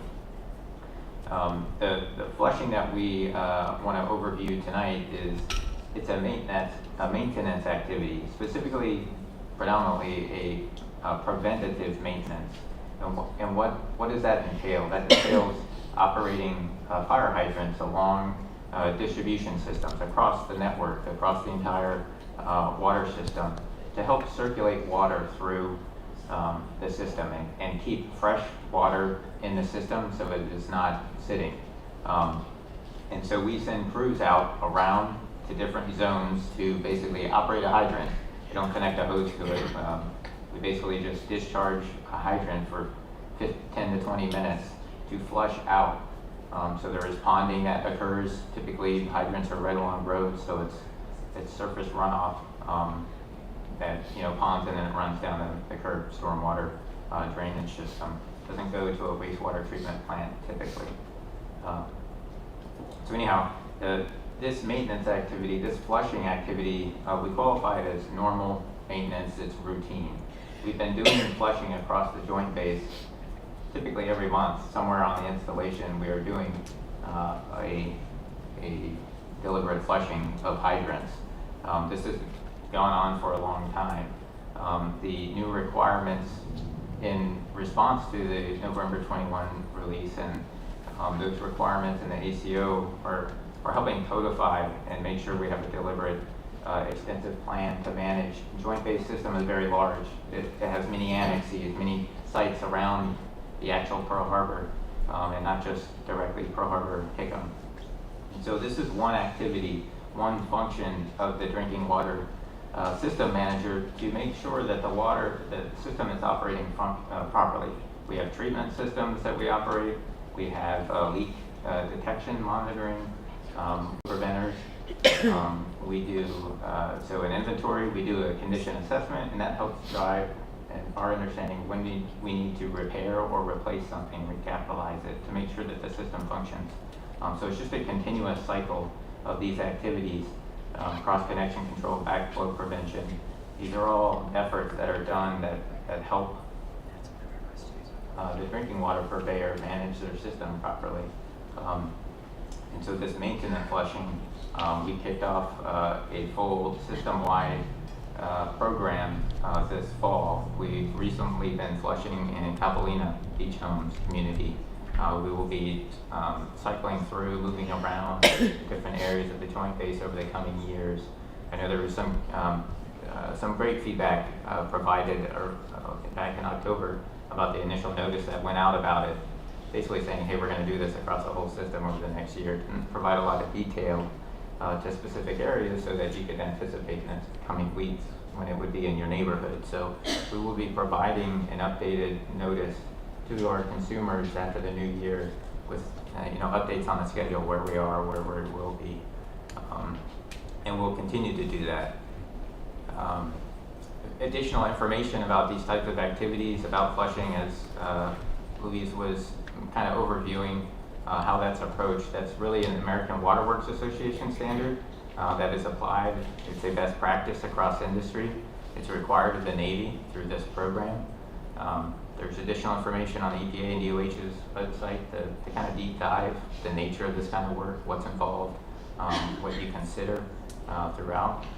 This is also because it's a requirement for the Navy. It's coordinated and approved by EPA specifically. And we do have our Navy Water Quality Action Team that we just renewed the service for. So that'll be available for the next year and in the long term. But that's to respond to any nature of water quality concerns. Doesn't have to be fuel-related concerns. It could be, I have brown water. Well, they maybe have been doing construction work and replacing a water pipe in your neighborhood, and that could have had some sedimentation that got into the pipe and caused some discoloration. That's also why we do this flushing, to make sure that residual, if there ever were any, is removed from the system. So the contact number here is for our water quality action team.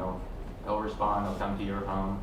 Anybody that is served by the joint base system, including Capelina Beach Homes, and they'll locate your premise, they'll locate your home, they'll investigate any concerns they may have. They'll look at your water heater, they'll take samples on site for quick field parameters screening. They'll take deliberate samples to send off to the lab for full analysis by EPA standards. We follow up, we have a consumer interface function as part of that. That's another aspect of system management. We want to ensure we're addressing consumer concerns, whatever they are. So hopefully that provides some detail, some context, the intent of how the Navy is approaching this activity across the joint base over the coming year. But there will be additional updates as we work through the schedule. Okay. It is now time for the CRI members to ask their questions. Okay, Susan Corbin Chang, I'm the one that's going to ask some of the questions. We're going to divide it among ourselves. We're going to do people here first and then online.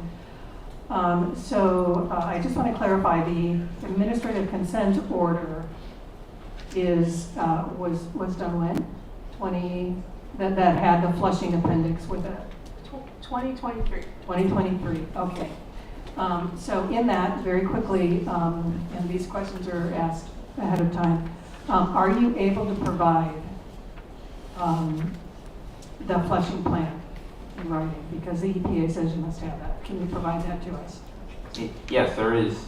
So part of the 2023 administrative consent order, there is a section on drinking water deliverables. There are many deliverables. We have not completed all of them. You have not completed the Flushing plan, so we don't have one yet? That's not what I said. What I said was I'm explaining there is a lot of submittals relating to the drinking water system that are submitted to EPA. We have completed some of them. Those are available on the Navy Region Hawaii website. So you can... When you say those, you mean the Flushing plan is available where on that website? So the unidirectional Flushing plan document is available on that website under the Section 6 drinking water section for the 2023 administrative consent order. Okay, great.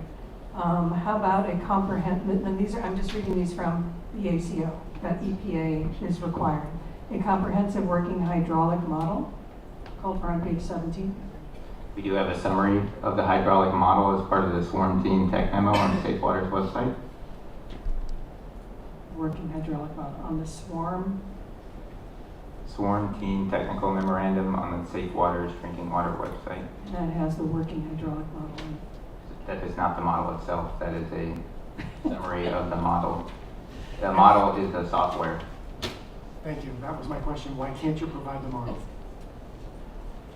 The model is the software, and you have a summary of it on the Swarm Team. All right. And the third one, valve inventory and maintenance program. That's a third requirement on page 17.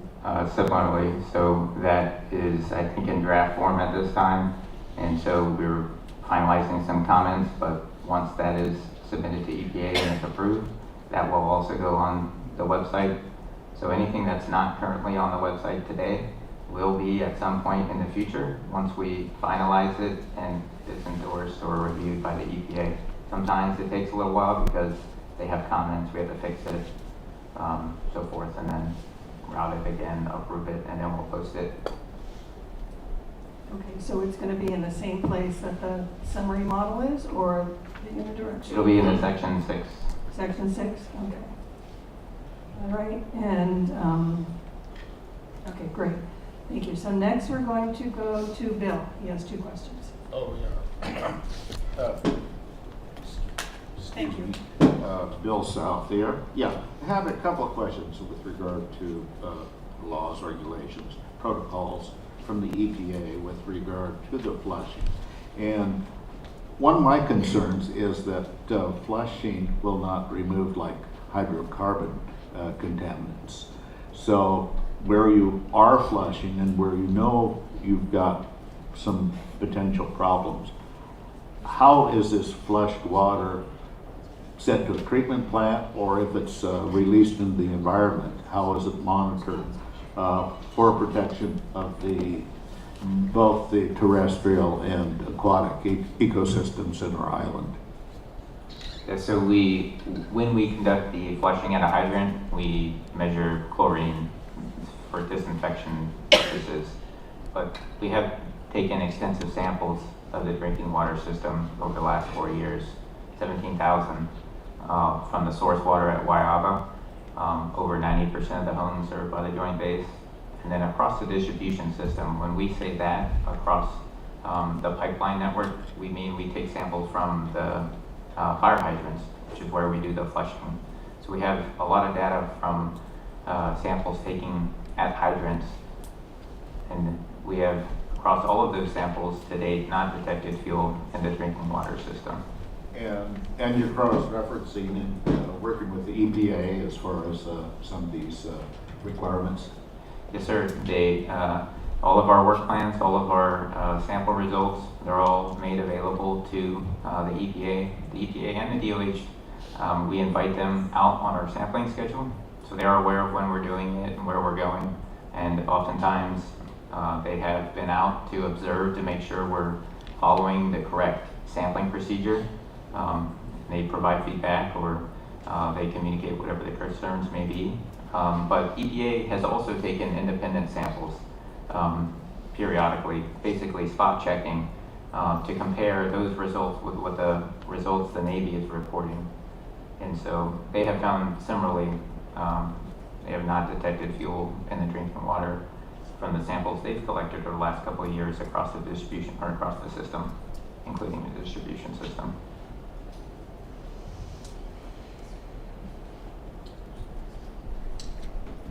That's it, yeah. Okay, next, sorry. Thank you. I'm gonna ask Mariko to go. We're gonna do the people in the room first because of the delay. Thank you.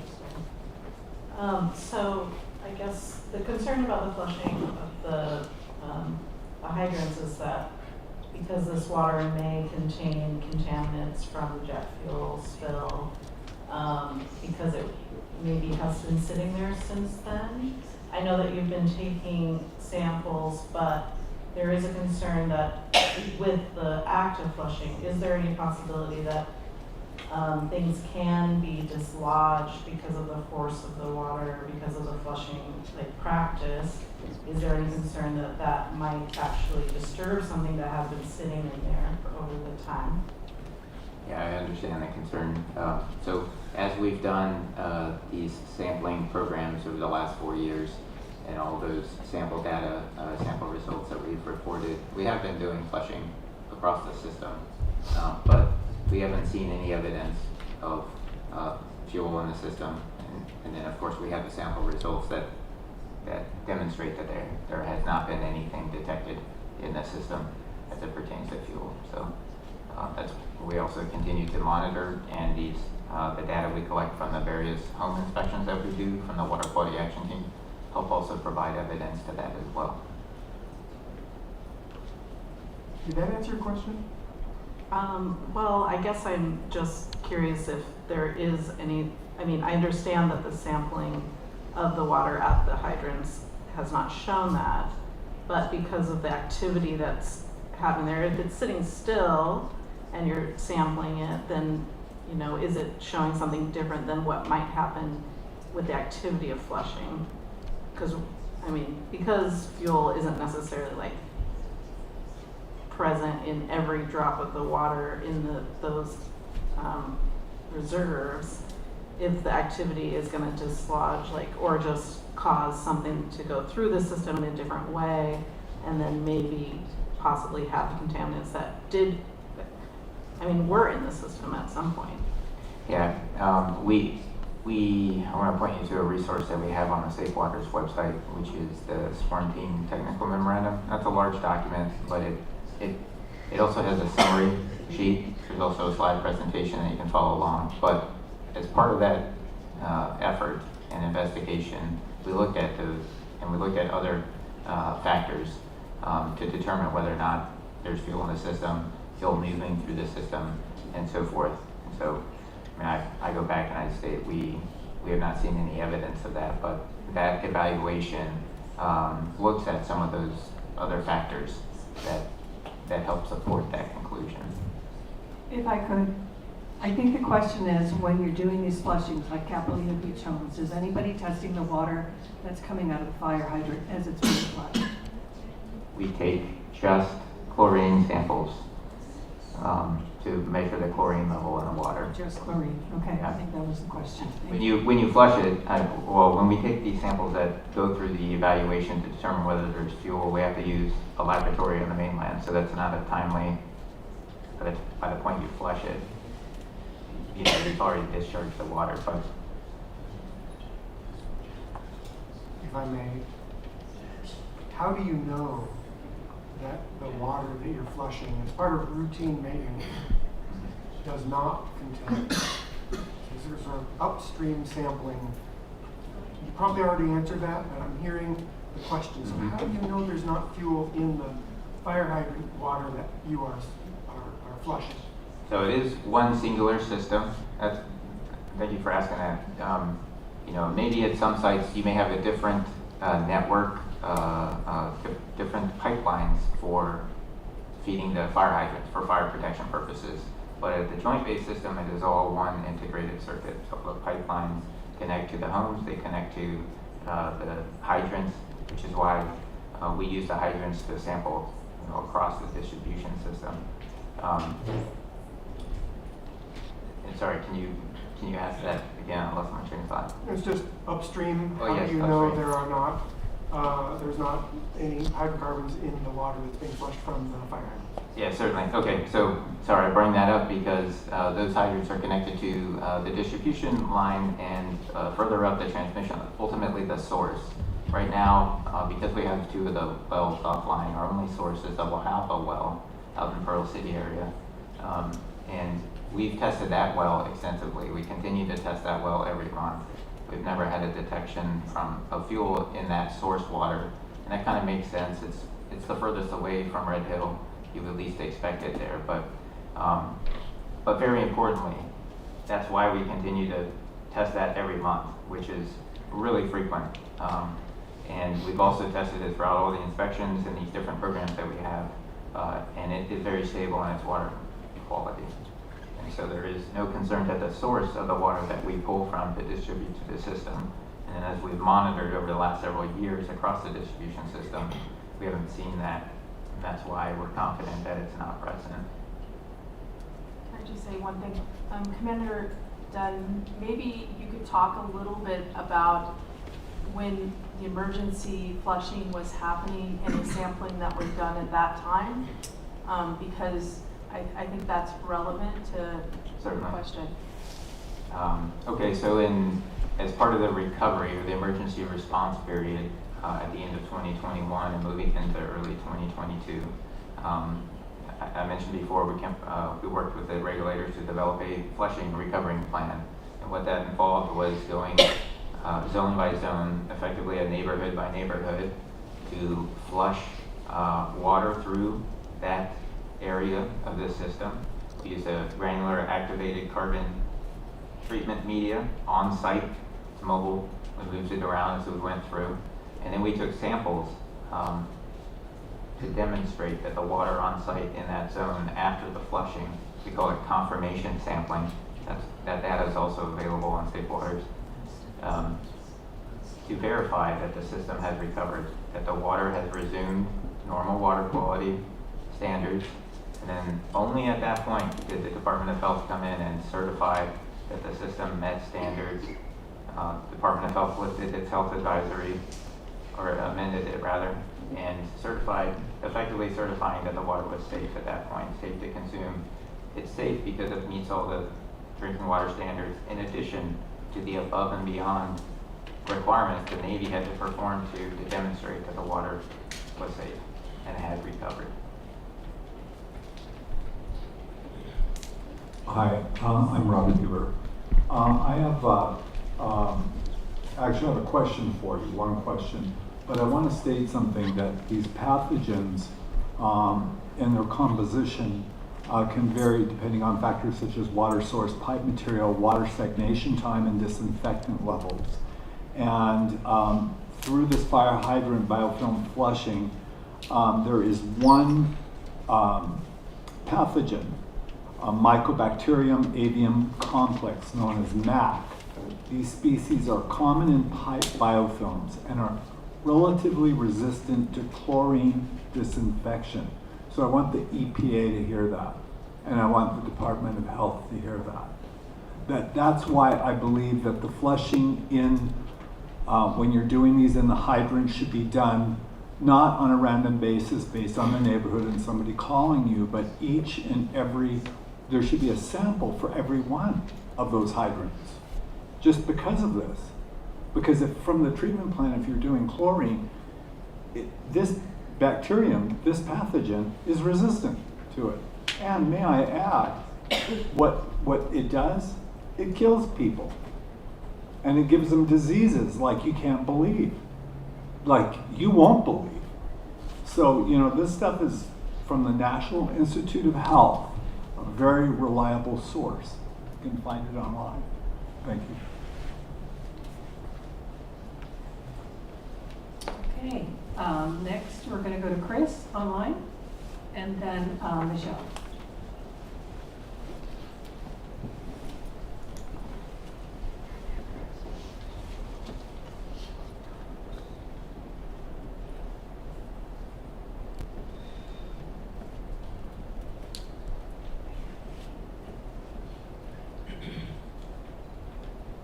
I'm seeing, okay, maybe Michelle. Hello.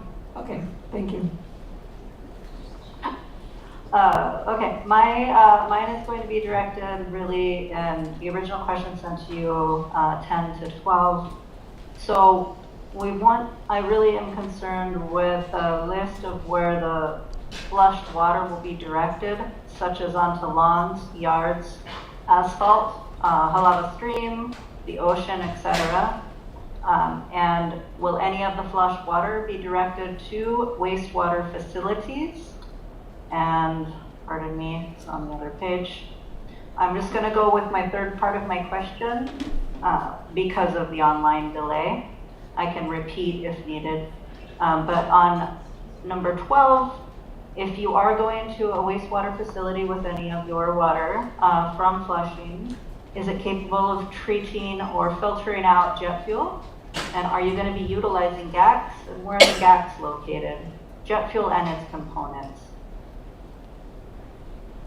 Yeah, so the water that is discharged during the flushing operations is discharged immediately locally at the site. So most of the fire hydrants were... I just heard operation. You could restart your answer. Okay. So the flushing that we do when we discharge water from the fire hydrants, that's discharged immediately around the fire hydrant. So typically that's where the edge of the road, most utilities align with roads, so it's discharged onto a road. There is ponding or there is runoff into the local stormwater conveyance system. Those systems now feed into the wastewater treatment plant. So this flush volume of water does not process through the wastewater treatment plant. We do use GAC treatment, but that's for the 2 wells that are offline. So we're installing treatment systems to address the presence of contamination at those source wells. But we don't have a treatment system at our active well. And we don't use GACs at the wastewater treatment plant. Chris, is there beneath your question a concern about the quality of the water that is being released from the fire hydrants?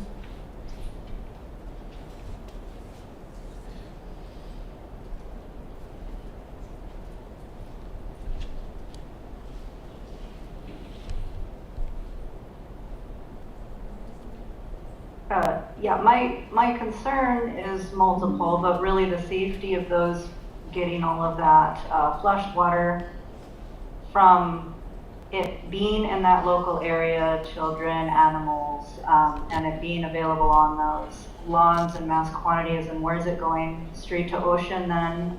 It sounds like there is no concern on their side, that it sounds like they believe that it to be 100% clean water just flushing onto wherever, so it can go to wherever. But with our history of it being a spill area and dislodging and porous and actually no remediation yet done to date of new pipes, so we know we all have contaminated pipe systems, that there is still concern. And there is now, I'm hearing, no testing done anymore about if there's TPH in that. You're only testing chlorine. So the main thing behind it, to try to speed that up, is similar to there being even any flooding or flash or an abundance of water in any area, there's usually even a brown water warning, and I don't believe there's enough warning to residents in any of this capacity, even just with that regular normal excess events of water, you know, in excess. And flushing does that to these neighborhoods. And obviously we're concerned about that not being clean water. And enough warning to anybody to stay away and have sufficient, what should they look for warnings? What should they be aware of? You know, like you would with a brown water. Thank you. I believe Michelle is next. Online. Yeah.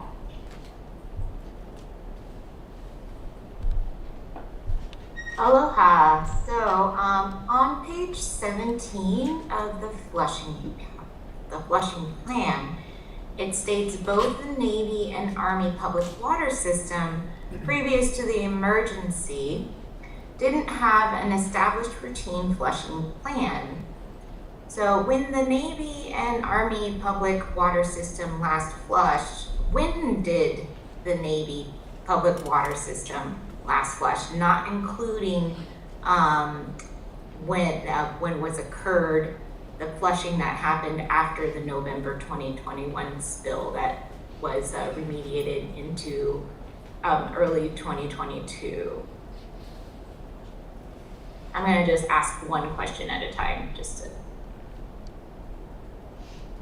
Okay. Yep. I spoke to a little bit earlier, but the maintenance flushing is typically a preventative measure, and so pretty much every month that the water system has been around, so over the past decade and longer, the Public Works Department has been conducting flushing around the system. Specifically, when was the last time the entire system was flushed? Probably within a year. I can't speak to that. I don't know if we have a record of when that was recently done in years leading up to 2021. But flushing, in this manner of flushing, was a routine activity around the system. And so it was going on most months of each year leading up to 2021, and has conducted or continued in that fashion since.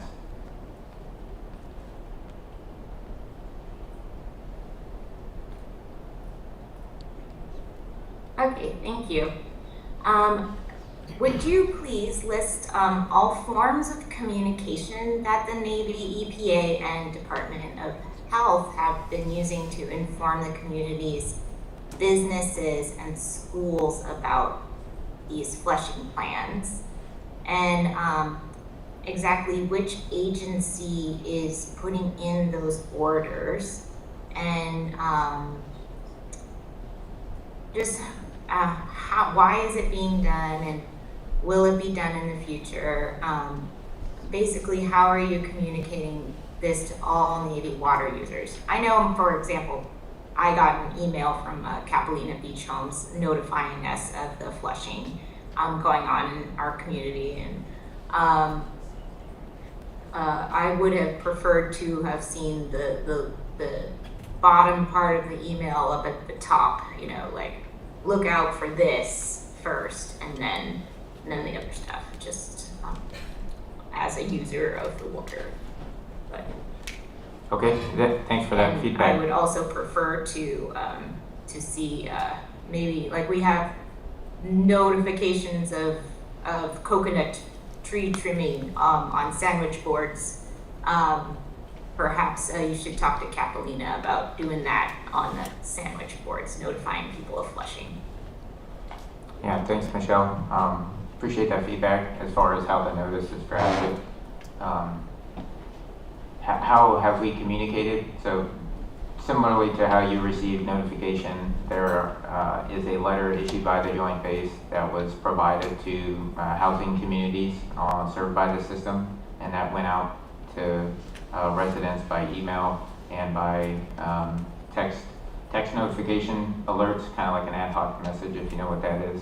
kind of a system-wide. Anybody registered to that system would get a prompt or notice.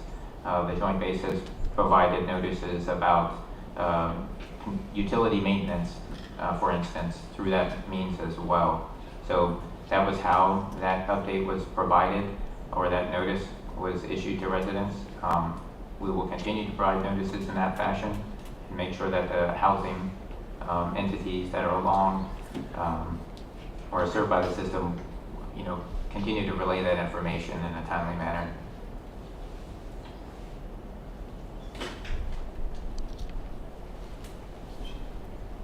Great, mahalo for that. One more suggestion with the notifications on the push for text messages. It would be cool if the residential communities would to give out regular emails to the community members, updating them on how to access this app and sign up for these notifications. That would probably be a helpful tool for the community members to be able to access that information as we have rotating people coming in and out of the community. Often, that periodically would be nice to just have Capilina Beach Homes and other residential communities send out notification, hey, you want to get this information sent to your phone, here's how you sign up. My last question here is please provide any and all current contracts between the Navy and landlord management company, like at Capilina Beach Homes, defining the Navy's responsibility for notifying or communicating with Capilina Beach Homes residents regarding any water-related issues involving Navy-owned water lines. Thank you.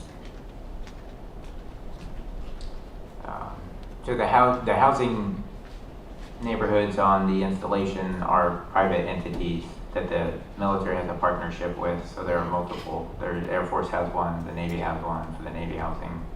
The Army has one for its housing over at Alimanu and Red Hill.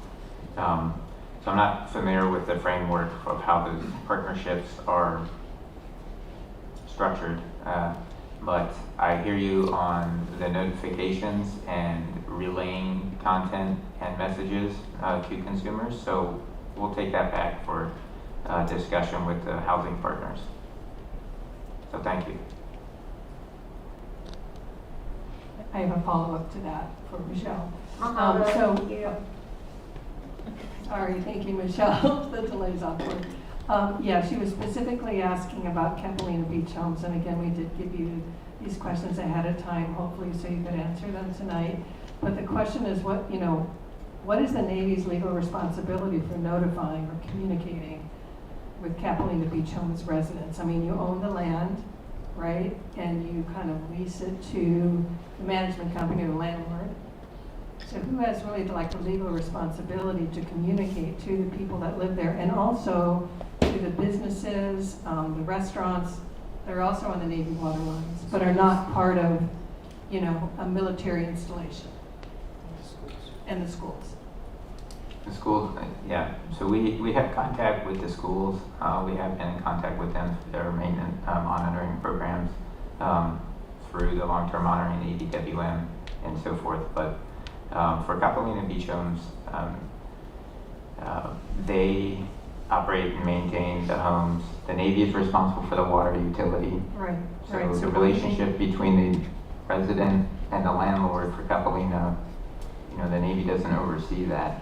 But I understand the concern and what's been communicated, so we'll commit to taking that back to Capilina Beach Homes management to make sure that they're reiterate the importance of providing timely information. Right. It just They're a private seems entity. I know, but it seems like you are the water purveyor, so it seems like you would have the legal responsibility to communicate with the residents and not sort of hand that off to a private entity. And I would just like to say, from a regulatory standpoint, if there was a requirement for public notice, they would be required to communicate to anybody on the system, whether or not they, whoever they're serving water to, they need to do it. And this is something, I think, you know, early on during the sampling, there was some discussion. I think you all raised some concerns about certain neighborhoods were not being sampled. And during the extended drinking water monitoring plan, we had discussions about getting that area specifically part of the sampling for the additional year. I can't remember the name. I apologize. Yeah, no, I understand that. I'm going back to the flushing, like when people, I guess you should, okay. Maybe it will, for some of these questions, if we haven't gotten an answer, we'll put them in writing, and per the ACO, the Navy will respond within a month, I understand? That's per the ACO, correct? Or the orders, the rules of engagement that you amended, correct? They take the questions and they form frequently asked questions that are posted on their website. We review them, and that happens on a monthly basis.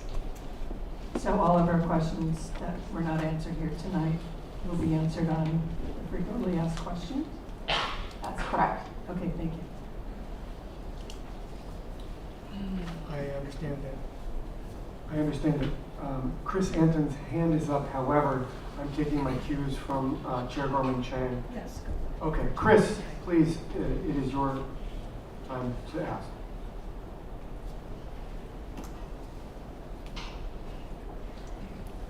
Okay, thank you. I am trying to help clarify.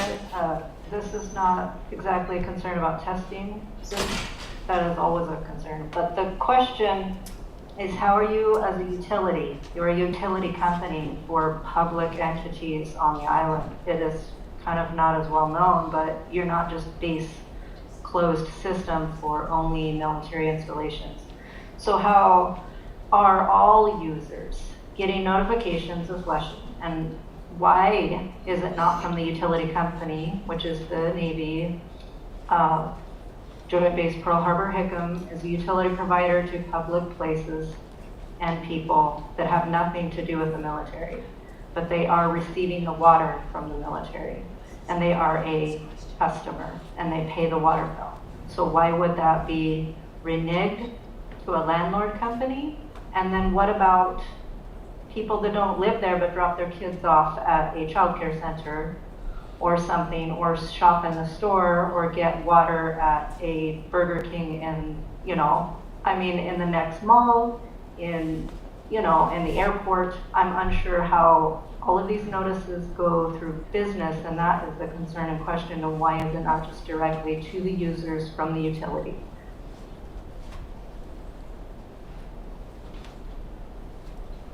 Again, we were getting in contact with the residents, and so the best, most efficient way is to work that through the landlord or the housing partners. But understand and appreciate the feedback on any community centers. We want to make sure we're accounting for everybody. So we'll take that back as feedback into the process. So thanks, Chris. I'm a little curious about this question. Yeah, I didn't say just housing, and you kept saying residents. I'm not talking about how just people with leases. I'm asking about businesses as well, and it's not getting answered at all in any way, not once. And building on that, where will the plan for notifications that covers all the different potentially drinkers of that water be? Where can this question get answered finally? Yeah, well, we'll have to take a look at some of these entities and a list of who are all these properties, who are these entities that are served on. So we'll take a look at it, take that for action. Yeah, when we do water drops at Eva Beach, a lot of families have questions about whether or not they are on the Navy water line or not.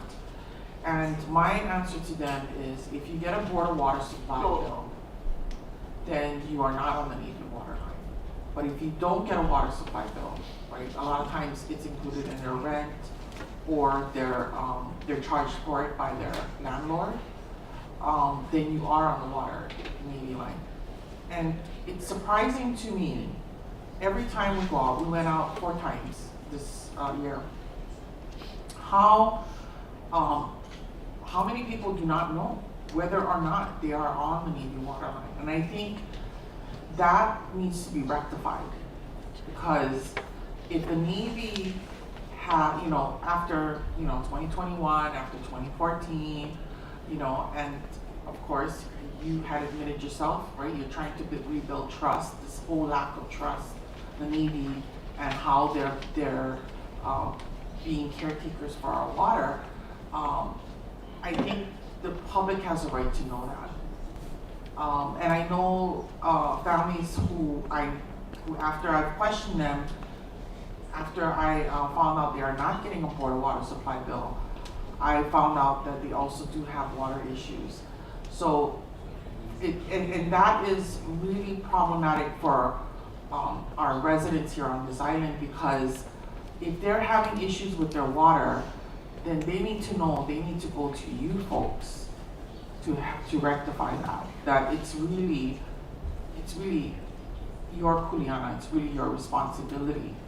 And that's part of, again, if you're really serious about building trust, you really need to move towards that direction.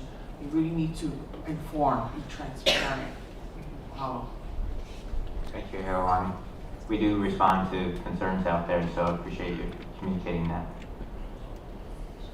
And where will the outreach efforts to diversify, to reach every corner of a potential impacted person, where can that be found?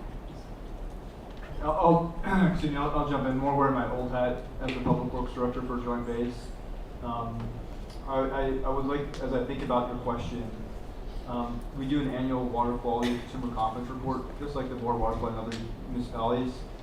And that does go to all entities that consume the water. So it goes, but we do go through the management company. So if there's a private, public-private venture with a management company for housing, it goes to them with the explicit direction to distribute this to all the residents. For the businesses that are on the water system, it also goes to we have a list of all the businesses or other entities that are on the Navy water system if they're being billed for Navy water, and that goes to them as well.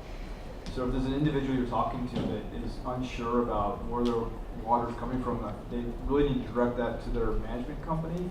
And I think also internally we can take a look to see and also ask those questions to make sure they're fulfilling the responsibility. Because I think that's one easy way to answer the question is that if they're receiving that notification of an annual consumer confidence report, which would say that their annual water quality report, because I think it's distributed at minimum in addition to all the other mechanisms on the Safe Water website to see where you're located, where the water system is. Well, and the concern here is because we have a housing crisis, people don't want to make trouble with their landlord. And I think that's another issue. I know of one complex that is on your Navy water line where the residents do not want to say anything because they don't want to make trouble. So again, how can you directly communicate this to the residents that if they do have issues that they need to come directly to you folks, and not to get them evicted, but to address that water issue. Thank you. Yeah, absolutely. And I'm taking a very informal list of things that I'm putting in what's called a bike rack, and this notification and outreach is one of those things that more conversation needs to happen, and input as well as mechanisms for explaining what it is that you're doing and planning to do to address the questions that are raised here. I've been informed that there aren't any additional, there is one CRI member with a hand up. Jamie, go ahead. No, I just wanted to reiterate what is trying to be asked by Chrissy and Michelle, and it's Mauna Loa Terrace. I mean, I know during the 2021 spill, I got sick there. I could light the water on fire at the Navy Exchange. You're the purveyor. Also, K-Bay, there's issues out there. Restaurant 604, you're the purveyor. There should not be a yearly report that is sent out. If you're doing flushing, you need to be protecting the people that not only live in those areas, but also come and work at the Navy Exchange for the military. You are affecting many people across the board, and then you have the Pearl Harbor Visitor Center where tourists are coming to visit and to pay tribute. Like, we need to be, it's not just the residents, it's not just the military, or just a housing area. You're affecting many people that need to be notified when this flushing is happening. And there needs to be transparency, to be clear and direct about it. I think what we want is a proactive plan, not a reactive or one-off. We really want an overall proactive plan, maybe a public community outreach plan where you identify all of these places that are on the Navy water line, have town halls or what have you, rather than just reacting here and there. I mean, you are the purveyor, and it's almost like people don't know, and you're kind of hidden. Certainly people that go to those restaurants don't know. And again, with the flushing plan, it would be nice to have, I guess you're gonna do a schedule 2026, right? It would be nice to have that schedule all at once. So everybody knows, okay, in March, this is gonna be my neighborhood. You know, rather than taking a piece here, a piece there, just an overall plan. I think that's what we're asking for, and I don't know what venue that will be in, but it's on the bike route. Yes. Oh, yeah.